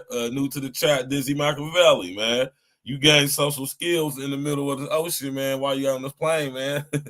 that's how it happened. That's how you get the game on the plane. It just get downloaded to your brain. You know what I'm talking about, like from the Matrix. And then when you get to wherever you're going, you just instantly, you just this super risked up, ganged up ass nigga. Not. That's totally contrary to what's right and exact. This shit got to be in you, man. Right? When it comes to this stuff with these women, y'all, and the females, y'all, if you ain't charismatic and magnetic, man, if you don't know how to capitalize on that, which is unique about you, and it's a lot of stuff that factors into this, guys. So there's a reason why a lot of y'all is lame dudes, man. A lot of y'all carrying trauma from your childhood that you have not resolved or, you know, addressed. You know what I'm saying? A lot of y'all is just corny, man. A lot of y'all just lame, man. A lot of y'all is just lame, man. And you know, it'd be much better if y'all just accepted that stuff, man. You know what I'm saying? This term that I hear my brother Red saying a lot, man, this non-select. The very fact that a term like that even exists in the lexicon is just beyond me. I would never in my mind associate myself with anything that I would think is being defined by what non-select means. Non-select automatically off top to me just sound like some lame ass corny ball shit. You know, when I think of non-select, I think of a nigga the last nigga who got picked for basketball. I think so I'm trying to figure out what non-select. I'm trying to figure this shit out. What happened? Like in society? Yeah, what's non-select? Please break this down. Oh my God, non-select. I'm getting the vibes. That's how you dudes are consumed. Look, I'm smart enough to understand exactly what you said because, like you said, it's like some last man to get picked shit, sitting on the bench pouting. If it was your basketball, you might take your basketball home. Exactly. Oh, I'm playing the game I get first joystick because it's my game and we playing at my house, so you got to get the second controller, ass nigga. It's crazy because I used to have cats that I used to play with back in the day. Like, you know, we come from the old school. And I used to have to let them win because I was super nice at the games back then. Like, I was really nice. And I used to have to let certain niggas win because if I beat them like how I could really beat them, I done had cats like unplug their video games. Like, because it wasn't like back then, you know, you had the stats on the games. I know they still got it now, but when they first started getting stats on the game, cats didn't want to lose. They bring me over their house, you know, bet money, all this. They still pay, but they unplug that game system because I'm 21 and cats. Bird, you know how we used to be. You know, that was my other that's akin to what we're talking about, though. That's akin to what we're talking about, though. That right there. You niggas is hey, listen, man, this is what type nigga these niggas is, man.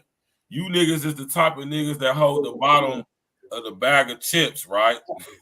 Take my ball home. Y'all the niggas that hold the bag of chips and the homies, they be like, let me get a couple of your chips, man. You hold the bottom of the bag, so when the nigga put his hand, he can't get a lot of your chips and shit. Man. Oh, you gotta you niggas is, man. That is not right, y'all. Come on now. Like, do not take your basketball home just because you don't get picked. I remember them cats, bro. Yeah, like, you used to have to pick him just so he didn't take his basketball home. Corny ass dudes, man. Listen, y'all dudes is the same corny dudes from school, right? You know what I'm saying? Who the chicks just didn't rock with. Y'all just was the dudes who the chicks like was really cool with. Like these chicks actually considered y'all friends. Right? So if y'all that type of guy, you're going to take that with you when you go overseas, and them girls is going to be able to see through that. They ain't got to speak English to see through your corny, lame ass exterior, man. I think this is the arrogance of being a United States citizen and being from America, man. I think this is part of that American ignorance, man, to where we think we just so live and lit over here in America that everybody else is just like stupid. So when we go overseas, because you notice how when people from America converse with people in America who speak a different language, you notice you tend to get loud with them.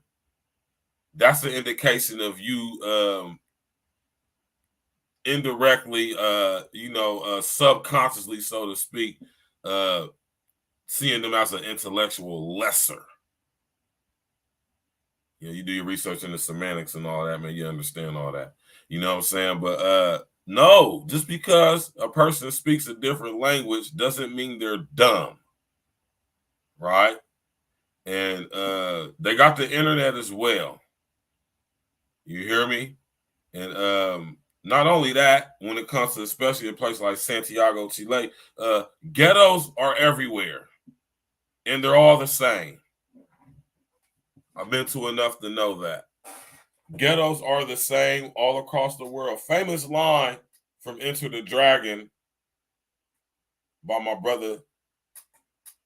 You hear me? My brother, what's my man's name to play? The black dude, man, my man, and I can't believe I'm forgetting his name right now, man. But he said, man, ghettos is all same across the world. They stink. You hear me? My man Jim Kelly. Yeah, Jim Kelly. Yeah. My man Jim Kelly. He said Jim Kelly. Hold on, you taking it back to the old school. Yeah. That's that real shit. Yeah, my man Jim Kelly, man, black kung fu man. You hear me?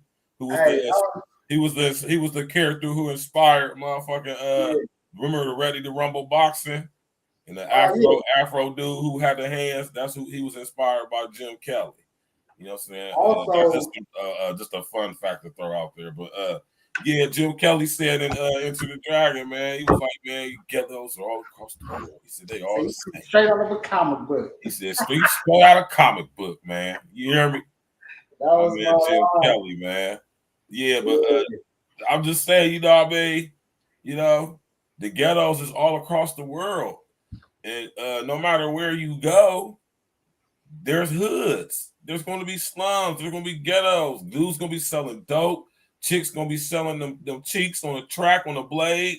The same thing happens all over the world, man. They just speak a different language. They might eat a little different food and all of that crazy stuff, man. But niggas is getting money. Niggas is selling dope. Bitches is selling the ass on the blade. You hear me? It's going on all over the world, man. Trap houses all over the world, man. You hear me? I mean, the whole thing with this, though, is what, like I was saying, man, if you was a corny ball, lame, sucker ass dude in America, you don't just automatically go through a reverse osmosis of your lameness, and now you just this super player, like you done stepped through the Steve Urkel machine, and now you just became Stefan and shit, man. You know what I'm saying? Nah, that ain't how that work, man. Yeah, and that's why we say y'all need game. You need game. Game is communication. Game is knowing information. It's the uncommon information. It's the stuff you ain't gonna learn from going to these dumbass perception programming prisons called schools and universities. You ain't gonna learn this stuff there. You ain't gonna learn game there. You learn game from your life experiences and from people who have had their life experiences, and they putting you up on game, the uncommon knowledge, about how to navigate through life so you can make the proper moves. You know what I'm talking about? That's what, again, you need game in every aspect of life. And when notice where there is no game, there is no real life progress. There's the illusion thereof. It's not really popping. You feel me? So y'all got to understand when we say what we say about this here game. It's just another word for saying uncommon information. I do agree with Edward when he said earlier, see, when y'all hear game, they know that we humans have been programmed through the DNA and all this crazy stuff that me and my pops be talking about, right? That we know I told y'all we do word association. So when you hear the word game, you think of games like playing a video game or maybe a Parker Brothers board game. Or game like I'm gaming up a chick, like I'm just sitting here trying to chat up a chick. Or game as in manipulation, like trying to run game on somebody, right? But nah, man, you have to use your higher thinking, right? Because as we see with words in the English language especially, they have more than one meaning. Case in point, force. See, when you think of the word force, you automatically think of physical force, not realizing or even understanding that force is not always physical. Huh? And this is why I'm saying, y'all, when it comes to this word game, man, you gotta be able to understand what a brother talking about when they say that game is in everything and everything is game. You know what I'm saying? There's no separation between game and communication, right? Game is communication. Communication is game. The only way you're going to have good communication skills is if you got put up on game on how to have them. Right? And I'm going to tell you, you ain't going to learn everything you need to learn about communicating by going to a goddamn college. Because I know some of the most beautiful orators I've ever heard speak ain't never seen a lick of college. Ever. Right? So this is what we mean when we say this, though. When it comes to travel overseas, listen, when you traveling overseas and getting that women, like I said, if you lame here, you're going to be lame there. Austin shows that. Clearly, he's a cornball ass little dude. I mean, I'm not trying to hate on the young brother, but he a cornball. He's a lame. You can tell. You can tell what type of guy Austin was. He was that weird ass band playing ass nigga in high school. All the chicks probably knew who he was, but they friended him. They looked at Austin like he was just a cool guy. You know, he wasn't trying to really talk to none of the girls, and if they did, you know, they weren't really feeling him like that because they was hollering at a guy like me or L. You did. So if you lame in America, you're going to be lame overseas. And in order to not be that way, it would behoove you, if you want to partake on this endeavor to be a passport, bro, it would behoove you to learn about the culture, learn the language as much as you possibly can. You know what I'm saying? Try to talk to people who travel to the country to where you been. Learn about the culture. Learn about the actual layout of the city. Do some research into where you going to.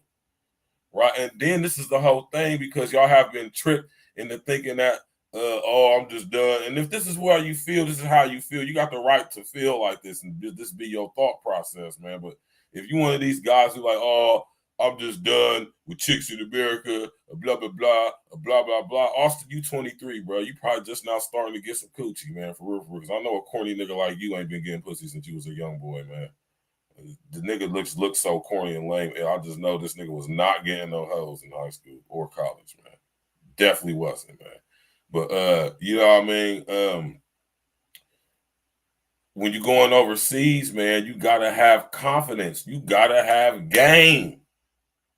You can't just be going overseas thinking like, oh, well, because you done been indoctrinated by these fuck niggas on YouTube, lying ass niggas like Donovan Sharp telling you that girls is washed up by the time they 23 and all that crazy stuff. Nigga ain't had a 23-year-old woman since he was 23. You niggas is crazy, man. Listening to these corny ass, goofy ass dudes sitting here messing y'all mind up and got these, see how I'm saying where the indoctrination start? So you got this young brother Austin who's been basically radicalized through listening to corny niggas like Donovan Sharp's lame ass, right? And he done went overseas, right? Which is okay and fine if he want to do. If he decided at 23 he don't want to mess with American women, that's his choice to do, right? But when you're doing it with the negative or not so genuine intentions behind it, plus you got this indoctrination. I'm gonna just say what it is: indoctrination from these fuck niggas on YouTube who don't know what the hell they talking about. They ain't had a bad bitch ever in their life. You hear me? Listening to these corny ass niggas, you go over here, you ain't ganged up, you ain't did your due diligence, so you going over here, you know what I'm saying, and you looking all corny and goofy. Right, and you probably ain't getting no coochie because I'm pretty sure it's a nice percentage of you dudes going overseas. Y'all going over there with the intention solely to trick. Because this is how I know y'all doing it, and this is how I know Austin was doing it too. Not to focus on Austin, but I'm just saying I got a discernment occur that I can see. When Austin went over there to where he's going, he went and walking around in the local area store. He's asking vendors, he's asking people at the stores, the gas station, wherever restaurant place you go get McDonald's, something like that. He's asking them where the women at.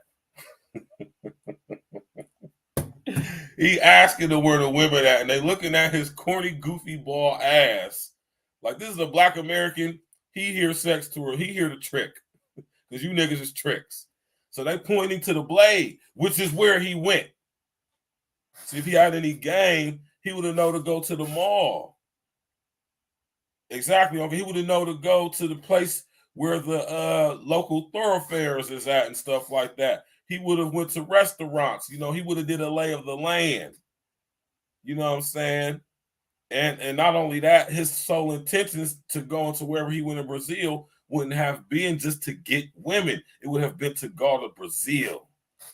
And in the process of experiencing the culture, the food, the areas, whatever in Brazil, if you were ganged up, swagged up, magnetic, charismatic, handsome, beautifully influent-minded man, you're going to attract a bitch anyway.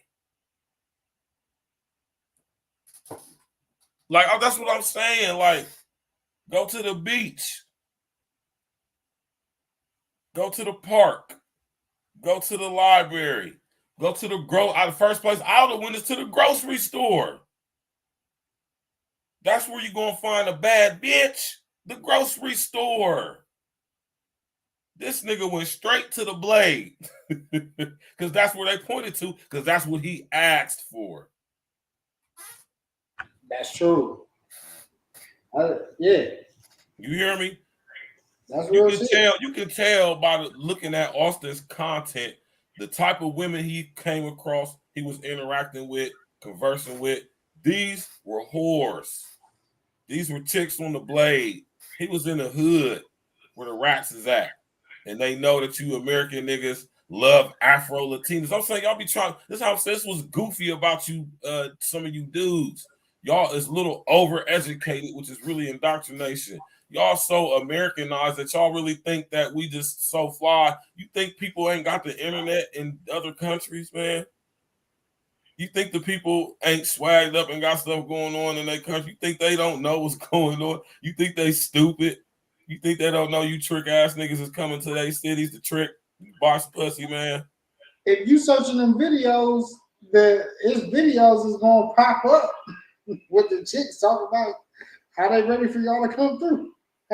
Ready for y'all to come through. See, a guy like me. This is saying when I titled the show, how to get out abroad while traveling abroad. I just basically broke it down. When you get out abroad out overseas, it would be the same way you would get out abroad here. Be confident. Be a man first before anything. Be handsome. Be charismatic, magnetic. Smell good. Keep yourself looking good. Keep yourself together. Have confidence in yourself. It wouldn't be bad if you was a ganged up guy. It wouldn't be bad if you know how to talk. If you know how to code a conversation. That's all extra. Women are going to see that no matter where you are in the world. Just like they're going to see straight through you if you a corny ball, lame ass, no coochie getting ass, non-select ass nigga. If you ain't going to automatically be the non-select lame ass nigga that you here in America, never got chose by the broads, the chicks ain't never messed with you old friend-zoned ass nigga. You a old Myron from Players Club ass nigga. You gonna be that same nigga overseas, and them girls is gonna be able to see through that. Because see, versus here in America, in countries like, let's say, Chile and Brazil, masculinity is held all the way up here. You hear me? Them women respect men. So they're gonna be able to see through you lame ass, mama raised ass niggas anyway. And that's the folly in you so-called educated niggas, you so-called non-select ass niggas. Lame ass niggas that y'all are. Anybody who considers themselves non-select, I'm gonna tell y'all what non-select means. Non-select means lame ass fuck nigga, no pussy getting ass, just a cornball nigga. We went to school with these guys. These was the guys that, you know what I'm saying, were just corny and just lame. You know what I'm saying? They couldn't dress. This was corny. You know what I mean? Lame as hell. You know what I'm saying? Over here where we are, we've heard of these guys. There's no homo, just weak, just whack this butt man. He's a butt man. Hey, Bird. Guys, I grew up with these corny ass dudes, man. Just the chicks. None of the chicks ever messed with these dudes. This was the corny ass lame niggas. It just was just lame. They wore weak ass shoes, just weak ass gear. You know what I mean? Like, this was corny, just lame, man. Just not, you know. And some of you niggas actually, even you niggas who actually had y'all parents take, y'all was lame too. Y'all know the type of guys I'm talking about, man. Especially the dudes. Y'all know exactly who I'm talking about. And that's what most of these passport niggas is. That's what most of you non-select ass niggas is. You non-select niggas who the chicks just wasn't choosing. Right. The pussies. Like, one thing I'm always say is this, y'all. If I could put my little piece in, is you just gotta be yourself, because what's crazy is that's what women love. Like, you just gotta be yourself. Like, Right. and like you said, Virg, the women like that, they gonna sniff you out. When you come in them countries, they gonna see it, because they just know all they see is dollar signs. They see their citizenship. And the thing is, you just gotta be smart, because the same thing here, because women see opportunity. You know, men, we see a situation. You know, what can we get? Most of the time, men, we know what we want from the whole situation. When we get with a woman, we mostly know what we want, just like they know what they want. This is really a relationship transaction. So you have to understand the place and what kind of transaction you want to happen. And that's the difference in relationships. What kind of transaction you want to get from it. And then that's where you're going to search for what you want. You know what I mean? And that's that, like you said, if you're in the club, you're going to find a club transaction. And club transactions are different than if you find somebody in the grocery store, because a grocery store is a different type of transaction. Like, if you just pull up on somebody, hey, you know what I mean, and get their number in the grocery store, that's totally different than if you're in a club. And you're going to get a totally different reaction when you go on dates and what the expectations are. Right. You know? So make sure, you know, and you just got to play in your ball field, like, you know what I mean? Like, most guys just don't want a crazy fucking girl. Yeah. I mean, look, go for what you like, but also know what you want. Because a lot of people, they just going for shit that they think everybody else want them to have. And that's where you end up with these passport bros. Because, you know what I mean, they flexing for a whole different reason. These cats is bringing the chicks back for everybody else to see, like, oh, you know what I mean, showing off when they done bought her. But they could do the same thing in the States, because you could go to New York and get you something fresh off the boat. You go to Miami, get you something fresh off the boat. Go to Texas and get you something fresh imported from Mexico, AZ, California. You could go to these spots and do the same exact thing. You wrote a song out about that. No, it's some real shit, because you could go and like rhyme for like a while. Real shit, because what Virgil was saying earlier about the ghettos being everywhere in the world, the game is the same everywhere across the world. The game is all transactional. Everybody think they're getting over on each other, where everybody got some type of transaction in their mind. It's just we got different transactions. Whoever comes out on top feels like they won, the other one feel like they got played. That's why you got some of these girls mad when they find out like a dude got a different chick. Like, I was watching this shit on YouTube, and just for example, the girl got mad because she got played because she was a side chick, found out the dude had a chick for like 6 months, but then she like, oh, I got to roster this, roster that. And the dude like, oh, hold up, you got a roster. You mad? You like congrats. He the wrong person? Like, you know, we got to, for one, we have to start taking accountability. Here we are. We want sounds like they're on the same page. This is what we call solution-based content. If y'all ever come to the A-Real Talk, you'll know we give y'all solution-based content. It's called SBC here. Take that, run with it. But you always got to have a solution to the shit we spread. And when we talk about passport bros, this goes both ways, men and women. Because women, y'all did it first when y'all had, what was it? Stella Got Her Groove Back. Y'all saluted that movie. Y'all loved that movie. That was a movement for y'all. How Stella Got Her Groove Back. Now that dudes is starting to do it, well, really dudes been doing it forever, but it's now just starting to get visible, because now they make a movie about it, and now everybody mad at men because now, oh, men doing this, but hold up, man. How Stella Got Her Groove Back was a whole movement back in the 90s, and that's how the game flips. You know, when the game flips, the other side never likes how the game changes. You know what I mean? And that's fucked up. Let everybody be happy. That's all you got to worry about. Happy. Is somebody happy?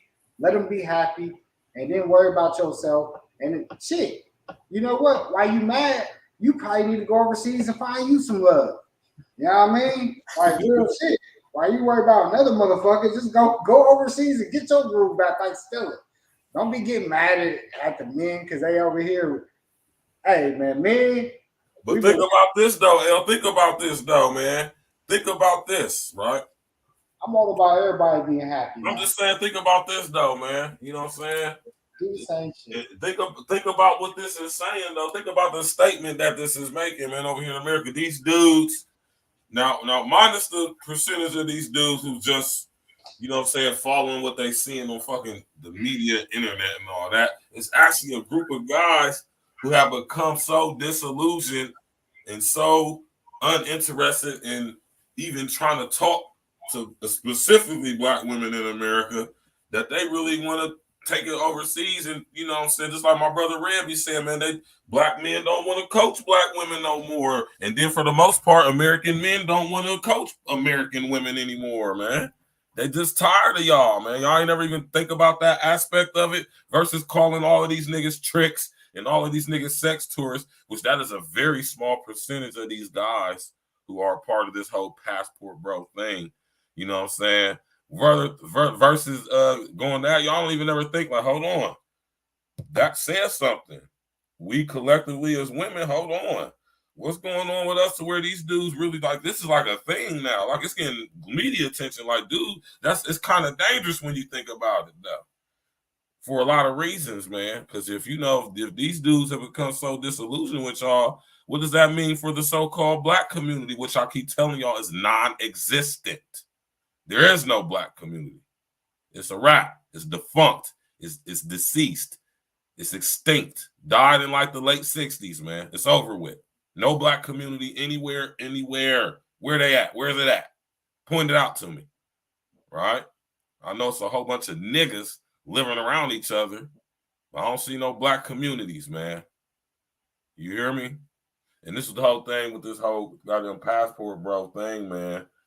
Listen. How to get out abroad while traveling abroad. Be yourself, man. Be a man. That's the solution, the all around solution and answer to the question. Hey, or to the if you ask yourself, well, how do I go about conduct? Be a man, right?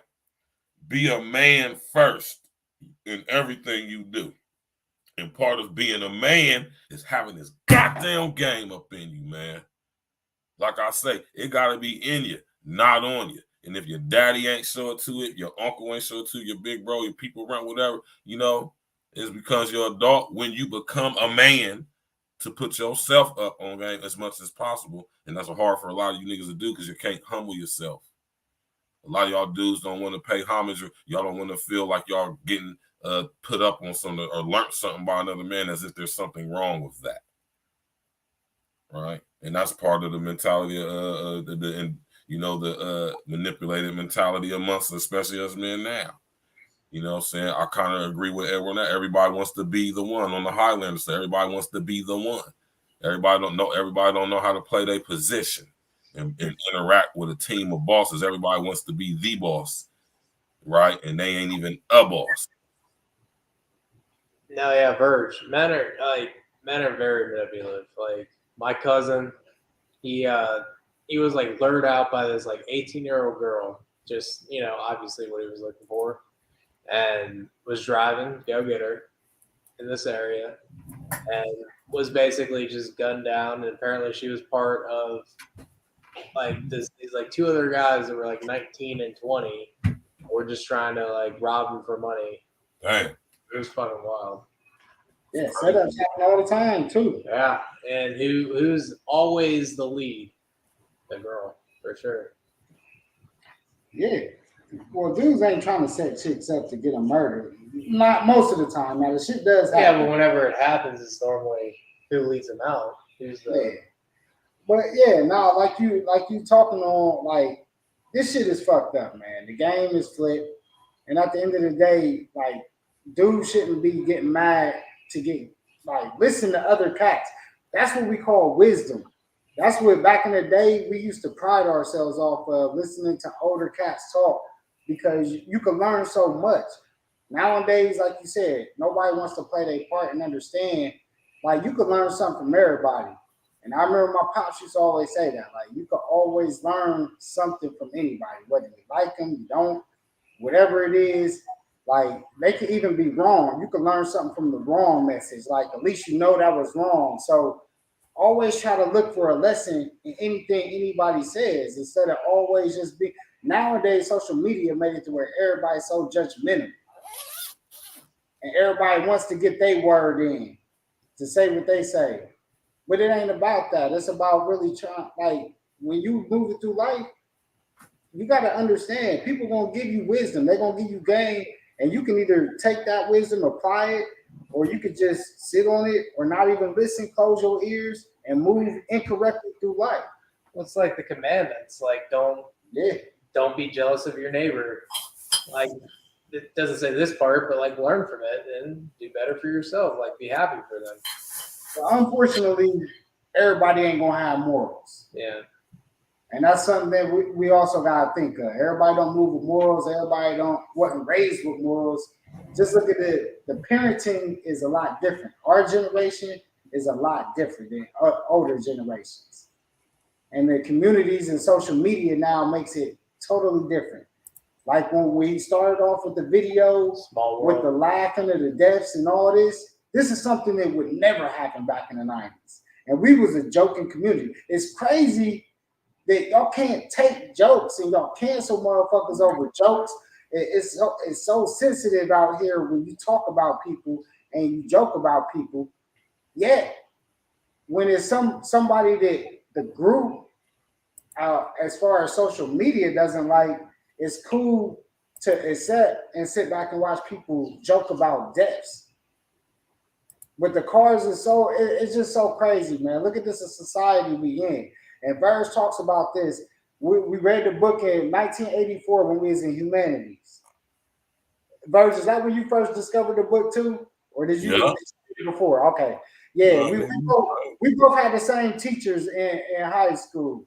My 10th grade year, I read the book 1984 by George Orwell, which is one of the greatest writers that ever walked the planet. I would argue him being the best writer, but that's a whole nother discussion. But that book is really becoming true to light on what we're looking at now in society with social media. It's crazy. The social media has this hold over everybody where you could be condemned, you could be sentenced, you could be sent trial, jury, all that by social media nowadays. They tried to cancel Orwell quite a few times, but he was so rich back then. He could fund his own shit. Yeah, he could fund his own shit back then. Like it didn't matter if anyone wanted to cancel him, as long as he didn't die by assassination. Like he was fine. Like no one could cancel him. It's funny when you say that. It reminds me of the whole Bane and Batman. Remember when Bane? Hey, Virgil, he got it on the beginning of one of his songs. One of my favorite monologues ever. When Bane was whooping Batman's ass and shit, and he was talking to him the whole time. He talks about all that shit too, in a sense. Like, eventually, you can live in the dark all you want, but that shit gotta come to light. You know what I mean? Some of y'all just false images of what we see out here. Y'all just a part-time person to what's going on, but the truth is always going to prevail no matter what they try to do. So, You said, you think darkness is your ally. You feel me? Hey, that nigga Bang told Bruce Wayne, he said the shadows betray you because they belong to me. That was one of my, that one of the coldest. In my song. You already know we gotta close out with that song now, though. That's one of the reason why I picked that shit, though. That's one of the coldest monologues ever. That I love watch that movie tonight because it's just so real, man. Like and it all reflects back to artists because social media is the construct that makes it cool for people to think that they can laugh at death. Right. And social media is fine. Like, don't get me wrong. Like, it's fine to be appreciative of your friends and family. Like, that's what Facebook was. It created social media, obviously, but it's just been born into this thing for manipulation. Obviously. With that being said, Brad, that kind of destroys what you just said. That is not what social media was created for your friends and family. That is not. But that is what it was sold for, though, for sure. That's what it was sold for. Definitely was sold on that. That's not what it was created for. Mind y'all, I'm gonna do a podcast on this too because I've been noticing a lot of people been asking me about this too. Facebook started off like everything else with military applications. We're gonna get into that one of these days. I'm gonna break it down to y'all, man. You hear me? You know, this dude Fuckerberg ain't who we portray him to be either. You know what I'm saying? But when it comes to these passport bros, man, you hear me? You know, I'm gonna have this conversation a little bit after all the, because you know it's gonna be a nice little up and down roller. It's gonna be a roller coaster ride until the new next trending topic if a discussion comes up. You know what I'm saying? But hey, Bert, what's up? Like, just to bring it back to the non-select topic, I Right. really want to hear your opinion on the, like, essentially non-select cities, like, for jobs. Like, me and Elle were talking about it a little bit back, and it just kind of reminded me of it. Like, you know how companies, like, they'll ask cities, Amazon, Intel, what have you, like, Intel and Honda just now with Columbus. Like, we live here. I'm biased. I'm very happy they're coming here. But what about cities that, like, desperately need jobs? Like, why not go there? Yeah, that's a different topic for a different day.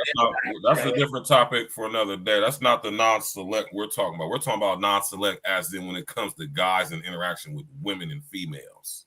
All right, well, let me know. We're not talking about business and job market and all that stuff. My bad. Let me know when I come up. Yeah. You know, so we're talking about specifically non-select dudes and why they are non-selected by women. You know, and the reason why that is like I've been saying, a lot of y'all just lame, man. I mean, it's just simple. You ain't lame because you're educated, right? You're not lame because you went to college and you may have a degree, or you know, you're lame if you went to college and you joined a fraternity, though, because that's the epitome of being a lame ass nigga. If you ask me, no offense to any of my brothers who's a part of the Divine Nine. Shout out to my brother, you know, Byron. That's my big homie. I learned a lot from him. But you know, when I think I associate being in a gang like I associate being in a fraternity, and I always thought being in a gang was lame as hell. You hear me? But what I'm saying is, when it comes to the non-select thing, as far as women go, a lot of y'all just lame. A lot of y'all just was corny dudes. A lot of y'all are corny dudes. A lot of y'all just don't know how to interact with women because you're unsure of yourself for whatever reason. And all of this stuff, this stems from childhood, man. So you gotta go talk to your people about that, man. If you wasn't instilled as a young brother, as a young woman with the confidence, especially a young man with the confidence, you know what I'm saying, to express yourself confidently, you know, especially when it comes to interacting with you know, chicks, females, women, whatever, you know, you're going to be corny. You're going to be lame. You're going to be a non-select nigga. You know what I mean? You ain't got no confidence for whatever. Maybe you was fat when you was a kid. Maybe you was poor and you allowed that to, you know what I'm saying, you know, have a severe effect on how you felt about yourself. And I grew up poor as shit. And I always thought that I was fly as hell. My mama always told me, boy, you're going to grow up to do great things. You're going to live forever, man. My mom, I grew up telling me that. The crack addiction, the electric being cut off, no water, having to sell dope, all that crazy shit. I ain't never felt less than. I've never not been this person who I am. I ain't never thought less of myself. I always thought I was fly as hell, even when the situation was fucked up. You hear me? So with that being said, that's why I've always had my way when it comes to women. See, a lot of y'all dudes come from the same type of shit I come from, and that had an effect on you in the way that it didn't have an effect on me or anybody else. A lot of y'all wasn't instilled with that confidence in yourself, no matter what the situation you're going through when it comes to interacting with people, especially women, the opposite sex. And a lot of you dudes is just awkward ass Myron from Players Club ass niggas following bitches home and shit. I spend a lot of money on you. I spend a lot of money on you. That's what a lot of you dudes is, man. You know? A lot of you niggas is so tricked out that the thought of actually talking to a chick without mentioning stuff like that is just so far from y'all psyche, because you know, minus whatever it is you think that women like, you know what I'm saying, if you ain't been put up on game about, you know what I'm saying, it ain't you.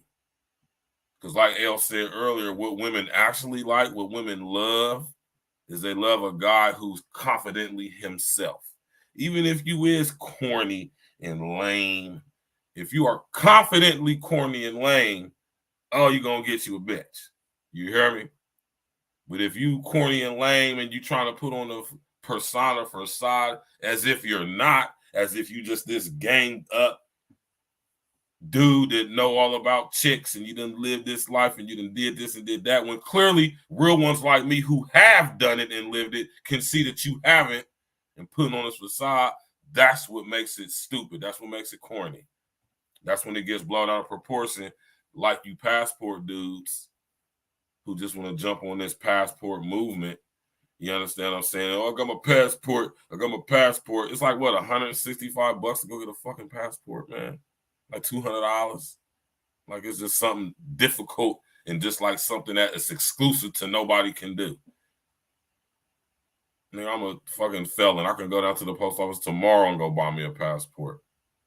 You hear me? It's nothing major about it. You hear me?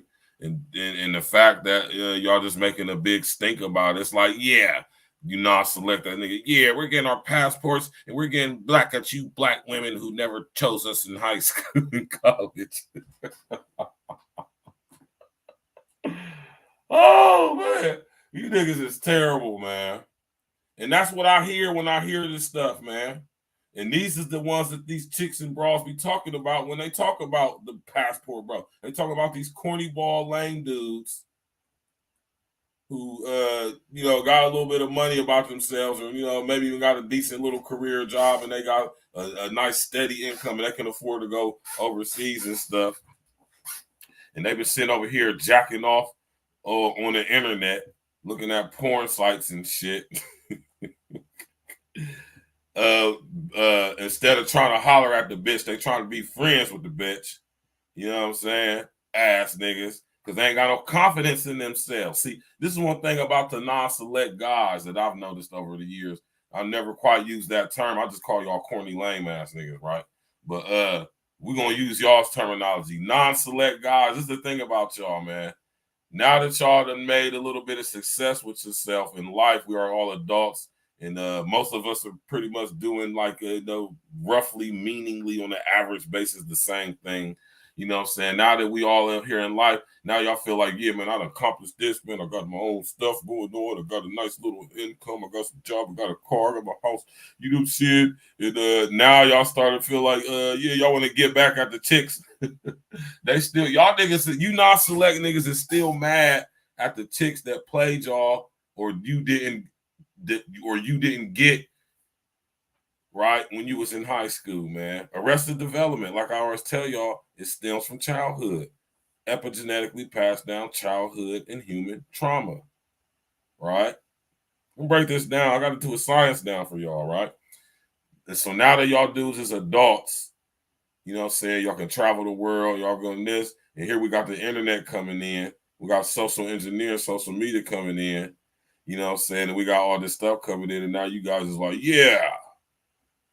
Like, yeah. Y'all dudes, there's no worse than these bras that just want to sit around and hear motherfuckers tear down niggas all day. You niggas want to hear niggas, and this is crazy because I heard non-select ass, lame, corny ass Obsidian say this too. You know what I'm saying? Shouts out to him. He said, whoop that trick. That's all you niggas want to do. All you niggas want to whoop that trick. Can't do that. You feel me? And this is how I know you niggas ain't used to no bras, because, you know, a guy like myself, see, I'm not about whooping that trick. I'm about holding the broad accountable for sure. But whoop that trick, no, I love women, man. I absolutely love women to death. I interact with women all day, every day. You know what I mean? You know what I'm saying?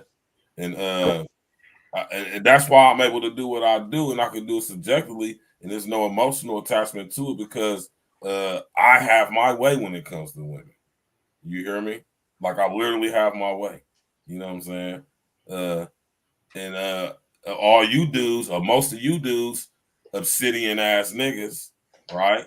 Austin ass niggas. You feel me? A nice percentage of you so-called passport ass bro ass niggas. Y'all niggas haven't had y'all's way with females. Y'all niggas have been denied for whatever reason, mostly your own self. You was in your own way the whole time. You didn't have confidence in yourself because maybe you was fat, or maybe you just knew you was lame and corny, or maybe you wasn't a charismatic and magnetic. You know what I'm saying? Maybe you wasn't the most handsome a guy, which really ain't got nothing to do with it because, you know what I'm saying, if you're a charismatic, magnetic guy, you know what I'm talking about, women are more attracted to that. And like I say, like El said, most of y'all don't even know who y'all are, so it's hard for you to be that which you don't even know about. So you can't even be yourself. You think you got to be something else. You think when it comes to women, this is what women like due to what the internet is telling you. When really all you got to do is be your goddamn self. You hear me? And I will say this, and this is very true. When you are confidently yourself, you're going to attract that which you want, or which you are, I should say. So think about this, dudes, fellas, men. Talking to the men now. What type of chicks you attracting to yourself? Huh? Because it says a lot about you. Right? It says a lot about you. And then even to take it further, man, like I said, it gotta be in you, man. It has to be the game, it has to be in you, and you have to at least have a modicum of it in you, so those who are well versed in it, who are older than you or more experienced than you, can see that in you and bestow you with more of it. See how I have such a strong command of the English language? You hear me? You see how confident I speak? Do I seem like a guy who's not confident when I talk? Do I seem unsure of myself? Do I seem like I'm a shy ass nigga?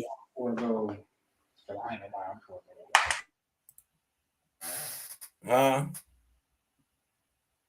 And I'm not bragging or boasting because I got a lot of stuff I need to improve on and work on. I can only get better. Don't get it twisted. I'm not saying like I just got everything figured out. I'm just this gamed up dude who knows everything. And I'm not saying that at all. Wouldn't ever imply that. We are gamed up though. Like, yes, we are gamed up. You know what I mean? But yeah, and I say I'm so gamed up that I can be confident when I say that. And it's not arrogance, it's just facts. Yeah. And a lot of y'all dudes are just not. But nobody knows it all. You know what I mean? That's one thing. You know. That's one thing we can say. Like, yeah, I mean, yes, you can have levels in the game because it's always shit you can learn. And that's what's beautiful. That's what's beautiful about when it comes to game, which is uncommon information. There's no limit. This is why I say you're gonna need to have a game in every aspect of life for the rest of your life, because it's all encompassing and it's ever expanding. There's never gonna be a point to where you like, oh, okay, well, I got it all. Right? That would be almost saying that you're God, which is a lie from the pit of hell. Right? Well, my man OG, he said they are lame because they can't get a bitch, because they can't get out of bitch. But yeah. At the end of the day, it's still about staying true to yourself, keeping it 100, because that's where a lot of y'all go wrong. Is that y'all enter into these relationships off lies because you didn't keep it 100. And that's the separation in game, because once you reach that certain level of game, you're gonna keep it 100.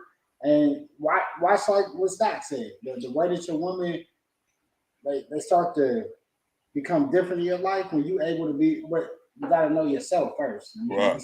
That first. Before you even get to this point, you have to know yourself. And then once you know yourself, you're gonna know what you want. And then once you know what you want, you get what you want. Then once you get what you want, you gotta learn how to keep what you want. All right. That's a fact. That's how it goes. So it's levels to it. Each one is a level. It's definitely levels. Because you can fumble at each level. But once you learn each of those levels and how important each one is, that's when you will step it up to the next level. And then from there, it's just about longevity. How long can you maintain what you want? You know what I mean? And that's what we talk about relationships. And when we talk about relationships, we talk about money relationships. We talking about women relationships, friend relationships. All these relationships operate off the same common basis. All 4 aspects I just said, all those aspects operate as a circle of life in each relationship. And you can apply that to every relationship. Of course, you mix it up, but you got to understand each of those rules apply in the level of your relationships and how you go to longevity. You know what I mean? To get money, what you got to do? You got to want to work. All right, that's the first level. Then you find a job. That's the second level. Then you start making money. You learn how to save. That's the third level. Once you keep learning how to save and you save for years, that's the longevity. It's the same thing with money as it is with relationships in life, just like I broke it down. Each level is 4 levels. And once you master those, then shit, life gonna get easy, it's gonna get better. And if you think about it, that's like I said, that's a circle of life right there. It's never gonna change. The game don't, when they say the game don't change, just the players change, that's some real shit. The game never changes. It's always going to be the same. Mm-hmm. It was the same when our fathers and great-grandfathers and great-great-grandfathers, it was the same game. It's never changed. The players just changed. And the game, it may elevate. It's like basketball. Yeah, the players get better. You know what I mean? We learn more. We get bigger. We get stronger. We think better. We think faster. Now we got the internet. When the game first started, they didn't have the internet. Think of life like basketball or football when you watch old film and they wasn't that fast, they wasn't that strong. But now we got access to different information, technology. Now the players are bigger, stronger, faster. They're making more money. They're doing things better. It's the same thing. All the games is the same. It's just the way the players play. So we got to play this game of life. And if you want relationships, you want money, you want friends, all this, it's the same game, and we just got to live it, and we got to play it the right way. But you got to be true to it. Like I said, you got to know yourself. Because if you don't know yourself, you can't stay true to yourself, and you can't stay true to the game, because that's where a lot of people lose sight. They try to cheat. They try to skip steps. The passport bro shit, what we talking about, to circle it back to the passport, when they try to skip steps, they try to go from 1 to 4. You know what I mean? And that's where you go wrong at. So it's levels to this shit. And you just got to understand the game. And it's not hard. It's not hard at all, man. And this is what, you got to be humble, man. I just seen Cupcake's name in here. What's up, Cupcake, man? And this is what it's about, y'all, man. Y'all got to be humble, man. When it comes to being humble, man, you got to be willing to listen. And a lot of you non-select ass internet YouTube ass niggas, y'all think y'all got this shit figured out, right? Y'all think y'all got things figured out, and y'all done created this gatekeeping situation. Now it's real niggas is coming to this here internet, and we taking this shit over like how real niggas gonna do every trip, and you niggas is running scared. I saw my man Shark going live earlier, tearing DJ Academics whack, lame, goofy, non-select ass up. You hear me? And this is what we gonna start doing to you lame ass fuck niggas who've been given the spotlight and the so-called gatekeeping keys to this weak ass internet shit, right? It's only so long that you bitch ass niggas was gonna be able to hold the reins. See, now what's happening is that real ones is starting to come in, and the corporate structure along with you niggas is running scared. It's only so long that it was gonna operate like this before real niggas be like, hold on, we gotta bring some balance and some structure in order to this shit. You know what I'm saying? Even when it comes to this passport situation. You know what I'm saying? I know dudes who've been traveling overseas for years, man, handling business or just traveling or just because they like the jet set. You know what I'm saying? And they ain't doing no tricking. I know lots of my dudes that got all types of women, wives, whatever their situation they may be, and from chicks that's not, foreign and not from America.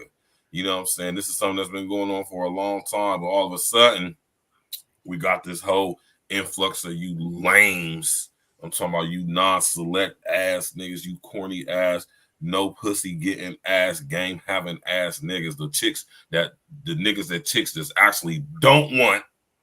You hear me? Until y'all come up with some weak ass, you know, man, a little bit of success and money and stuff. And now, you know what I'm saying, you can kind of have your way. You know what I'm saying? Which is corny still because they still see through that trick ass shit. And they don't see you as how you view yourself. They see you as a trick ass, corny ass nigga that I went to school with.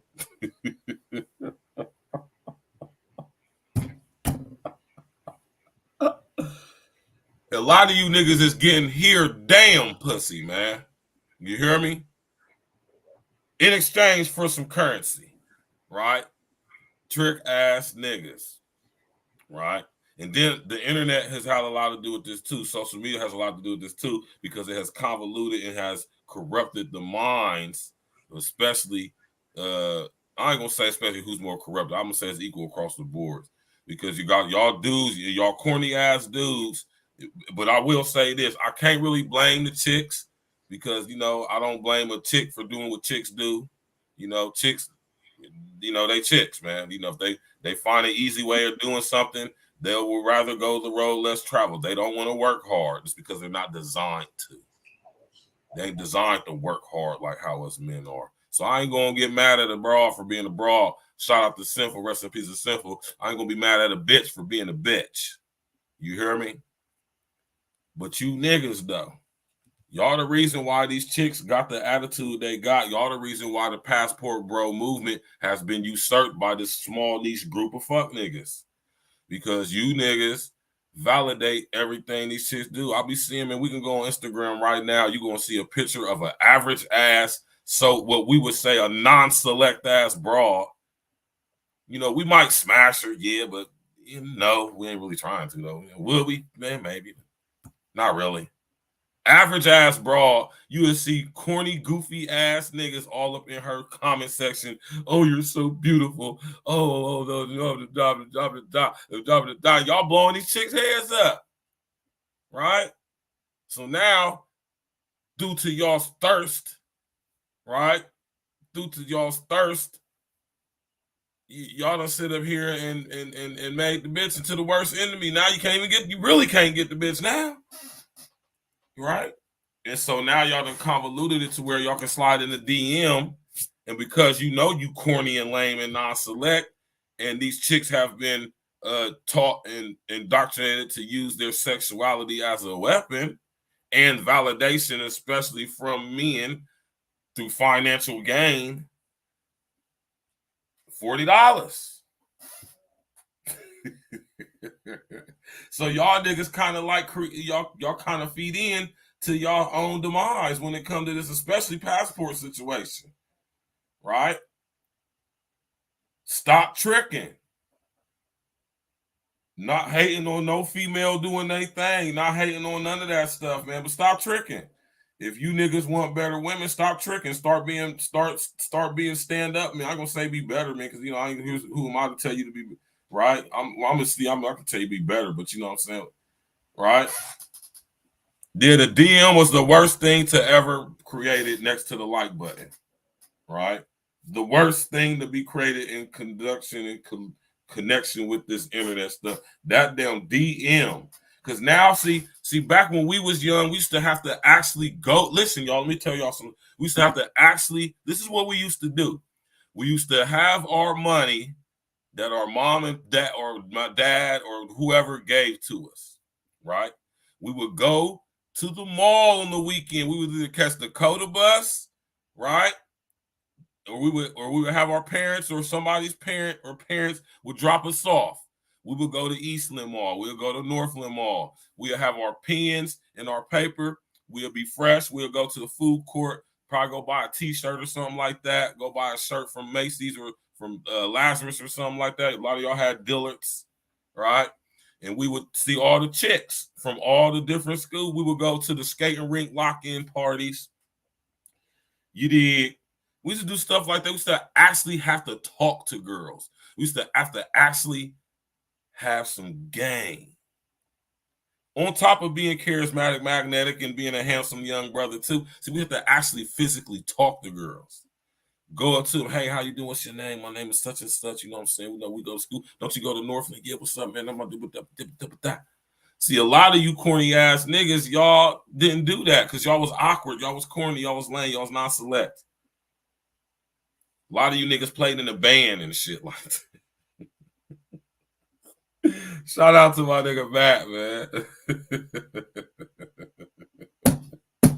With the exception of guys like my brother Matt, man, most of you niggas played in a band. Most of you niggas were like drama club niggas, man. And the most lamest niggas, from my experience, was you niggas that play basketball and football. Y'all niggas was corny. I tried to play basketball and football, but I had other issues.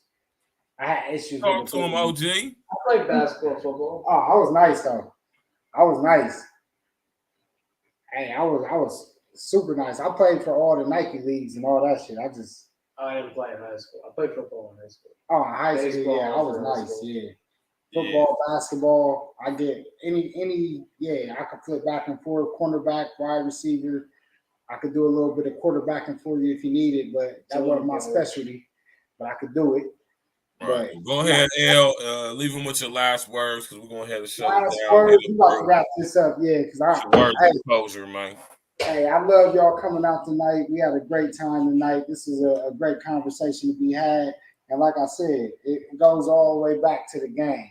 Like the game that Virgil's talking about, hey, it's 4 cycles. I broke it down for you. Go back, rewind it. That 4 cycle, it applies to any relationship that you have in your life, whether a woman, your life, your money, your friendships, all that. It's the same cycle of life that always applies, and it's always going to be the same. The game don't change, only the players do.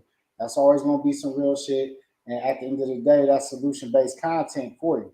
We always love to give y'all SBC, as we call it. And, you know, we're going to be back here on Friday.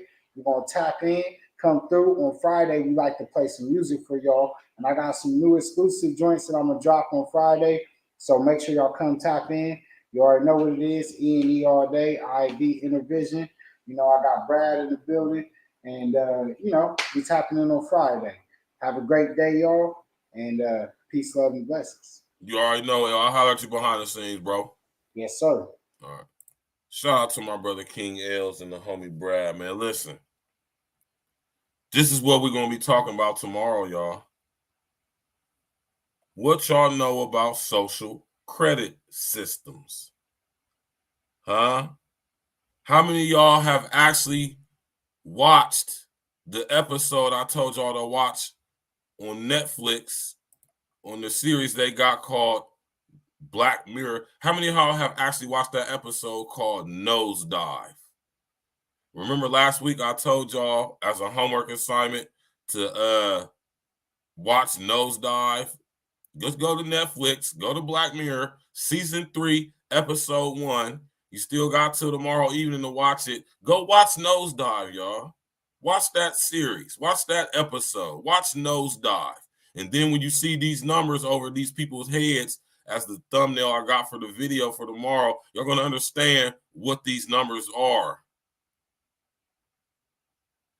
Yeah, it's simple, man. Go to your Fire Stick. All of y'all got Netflix.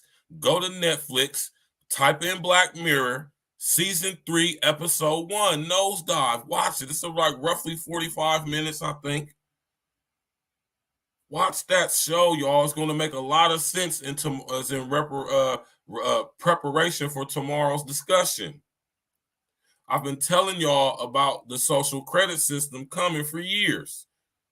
I've been telling y'all about what's going on in China, what's going over there in Asia, China, Japan, Thailand, Indonesia, right? And the reason why they're experimenting with this region of the world, because that is the most heavily populated region of the world as of right now. So it only makes sense to practice in real time in the largest economy on the planet. Whatever's happening in China is soon to be happening everywhere else in the world. Y'all can believe it. And a lot of y'all are so caught up in this weak-ass gender war and passport bro stuff. Y'all not paying attention to stuff like this, which is coming. See, depending on what your social credit score is, you may not even be able to become a passport bro. This is the stuff y'all don't know, and this is why y'all got me stats with the facts to put y'all up on game about it. So make sure y'all tap in tomorrow night, 7 p.m. Eastern Standard Time. You understand what I'm saying? We going in. Social credit system. We breaking it down. You dig? What y'all know about the coming social credit system? Nosedive, 1984. Tap in, walk with us tomorrow night. Appreciate y'all coming out. You know what I'm talking about? Y'all could have been anywhere in the world, but y'all right here with us. We appreciate that. Shout out to my brother King Els in the building once again. Y'all already know how to do it. E&E every day, no days off. Friday, we getting straight to it. E&E wrap up. We're going to be in E&E studios over there at Els crib. You know what I'm talking about? And we're going to get it in tomorrow night. This is the show for tomorrow night. Y'all make sure y'all go tap in, go over there and click on the like button now. You know what I'm saying? We're going to get straight to it tomorrow evening. We're going to be discussing the social credit system, y'all. You hear me? And it's only right that I leave y'all with this song, man, for the evening, man. Tap in, walk with us, smash that like button, click on the bell, subscribe to the page, man. Of course, share your social engineering. All my passport bros, man. All my gained up, charismatic, magnetic, real passport bros that's going on to these countries, explore and enjoy the culture, and just happen to come across abroad and bagging a bitch. Shout out to you. All you corny, non-select ass, goofy ass, no pussy getting ass over here in America and think somehow because you got some money and stuff, you about to go over here or you got a decent amount of money or the money that you make here, which is average, is above average somewhere else, ass niggas. This for you.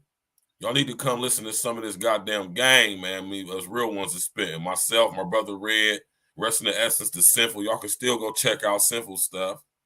You know, holler at Freeze. You know what I'm talking about? You know? Because I don't see too many real ones on this YouTube, man. You know what I mean? Not too many, man. You feel me? And of course, I only say the people who I rock with, but that's because that's the realness in me. I can only speak on that which I know. I'm not saying we the only ones or them's the only ones. There might be plenty more out there. I just ain't hit to you. Right? And that's what the algorithm is doing here on YouTube, is keeping us real ones separated from each other. We gotta really, really be searching, or, you know, just a divine intervention for us to come across each other's path via YouTube. So if you're a real one out there in YouTube and you want to link up with other real ones, tap in with A Real Talk Podcast. Let's go, man. Oh, you think darkness is your ally? You merely adopted the dark. I was born in it, molded by it. I didn't see the light until I was already a man. By then it was nothing to me but light. Victory has defeated you. Gotta know your next move before you speak to a boss. Gotta respect the dead before you speak on the law. Everybody wanna taste of this end sauce. When Stacks got the facts, you don't hear nothing false. Gotta know your next move before you speak to a boss. Gotta respect the dead before you speak on the law. Everybody wanna taste of this end sauce. When Stacks got the facts, you don't hear nothing false. I used to be Stacks with the packs, now I'm Stacks with the facts. Now I drop knowledge, used to cook straight, drop crack.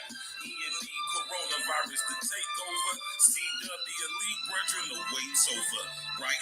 Y'all be addicted to the limelight, mediocre balls, knowing that y'all don't rhyme right.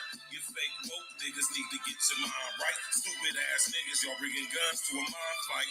Now let me slow it down so I can talk to you. I'm never letting up. If that's your thought, screw you. I hypnotize the track like a nigga practice voodoo. Voice of God, Crips and Miss, Tootsies and Hootus. The rap game is in the abyss I can easily swim through. I'm like the Gordon Fisherman and you rappers is seafood. Grand champion, this bitch, you should call me your seafood. Make sure my energy is up cause the devil's deceitful. And everything that we see and sing ain't nothing but a dream inside of another dream. And everything That we stay insane ain't nothing but a dream inside of another dream. Gotta know your next move when you speak to a boss. Gotta respect the dead for you speak on the laws. Everybody wanna taste of the skin sauce. When Stacks got the facts, you don't hear nothing false. Gotta know your next move when you speak to a boss. Gotta respect the dead for you speak on the laws. Everybody wanna taste of the skin sauce. When Stacks got the facts, you don't hear nothing false. Throw them all on a boat, start shipping them off. E&E, get gratuity for tipping them off. Find them in the West Wing, start clipping them off. Let Stacks hold them up while I finish them off. I'm so nauseous, man, I'm sick by the thought. It's that Ocean 6, that Bellagio vault. Man, we killing everything like a British assault. And if they sick of these kids, we the illest of dogs. All these hating cats is fraud, filled with jealousy. Another beat murder, they charging me with accessory. Got to cook, got the ingredients and the recipe. Pardon me, I'm still smoking on hydrotherapy. Literally, still getting paper with the printer off. Y'all still don't got no bark, that's a winner call. So fuck y'all, get a permanent flick off. Don't speak to me for less than $250, that's a rip off. Your next move before you speak to a boss. Gotta respect the dead before you speak on the law. Everybody wanna taste of this E&E sauce. When Stacks got the facts, you don't hear nothing false. Gotta know your next move before you speak to a boss. Gotta respect the dead before you speak on the law. Everybody wanna taste of this E&E sauce. When Stacks got the facts, you don't hear nothing false.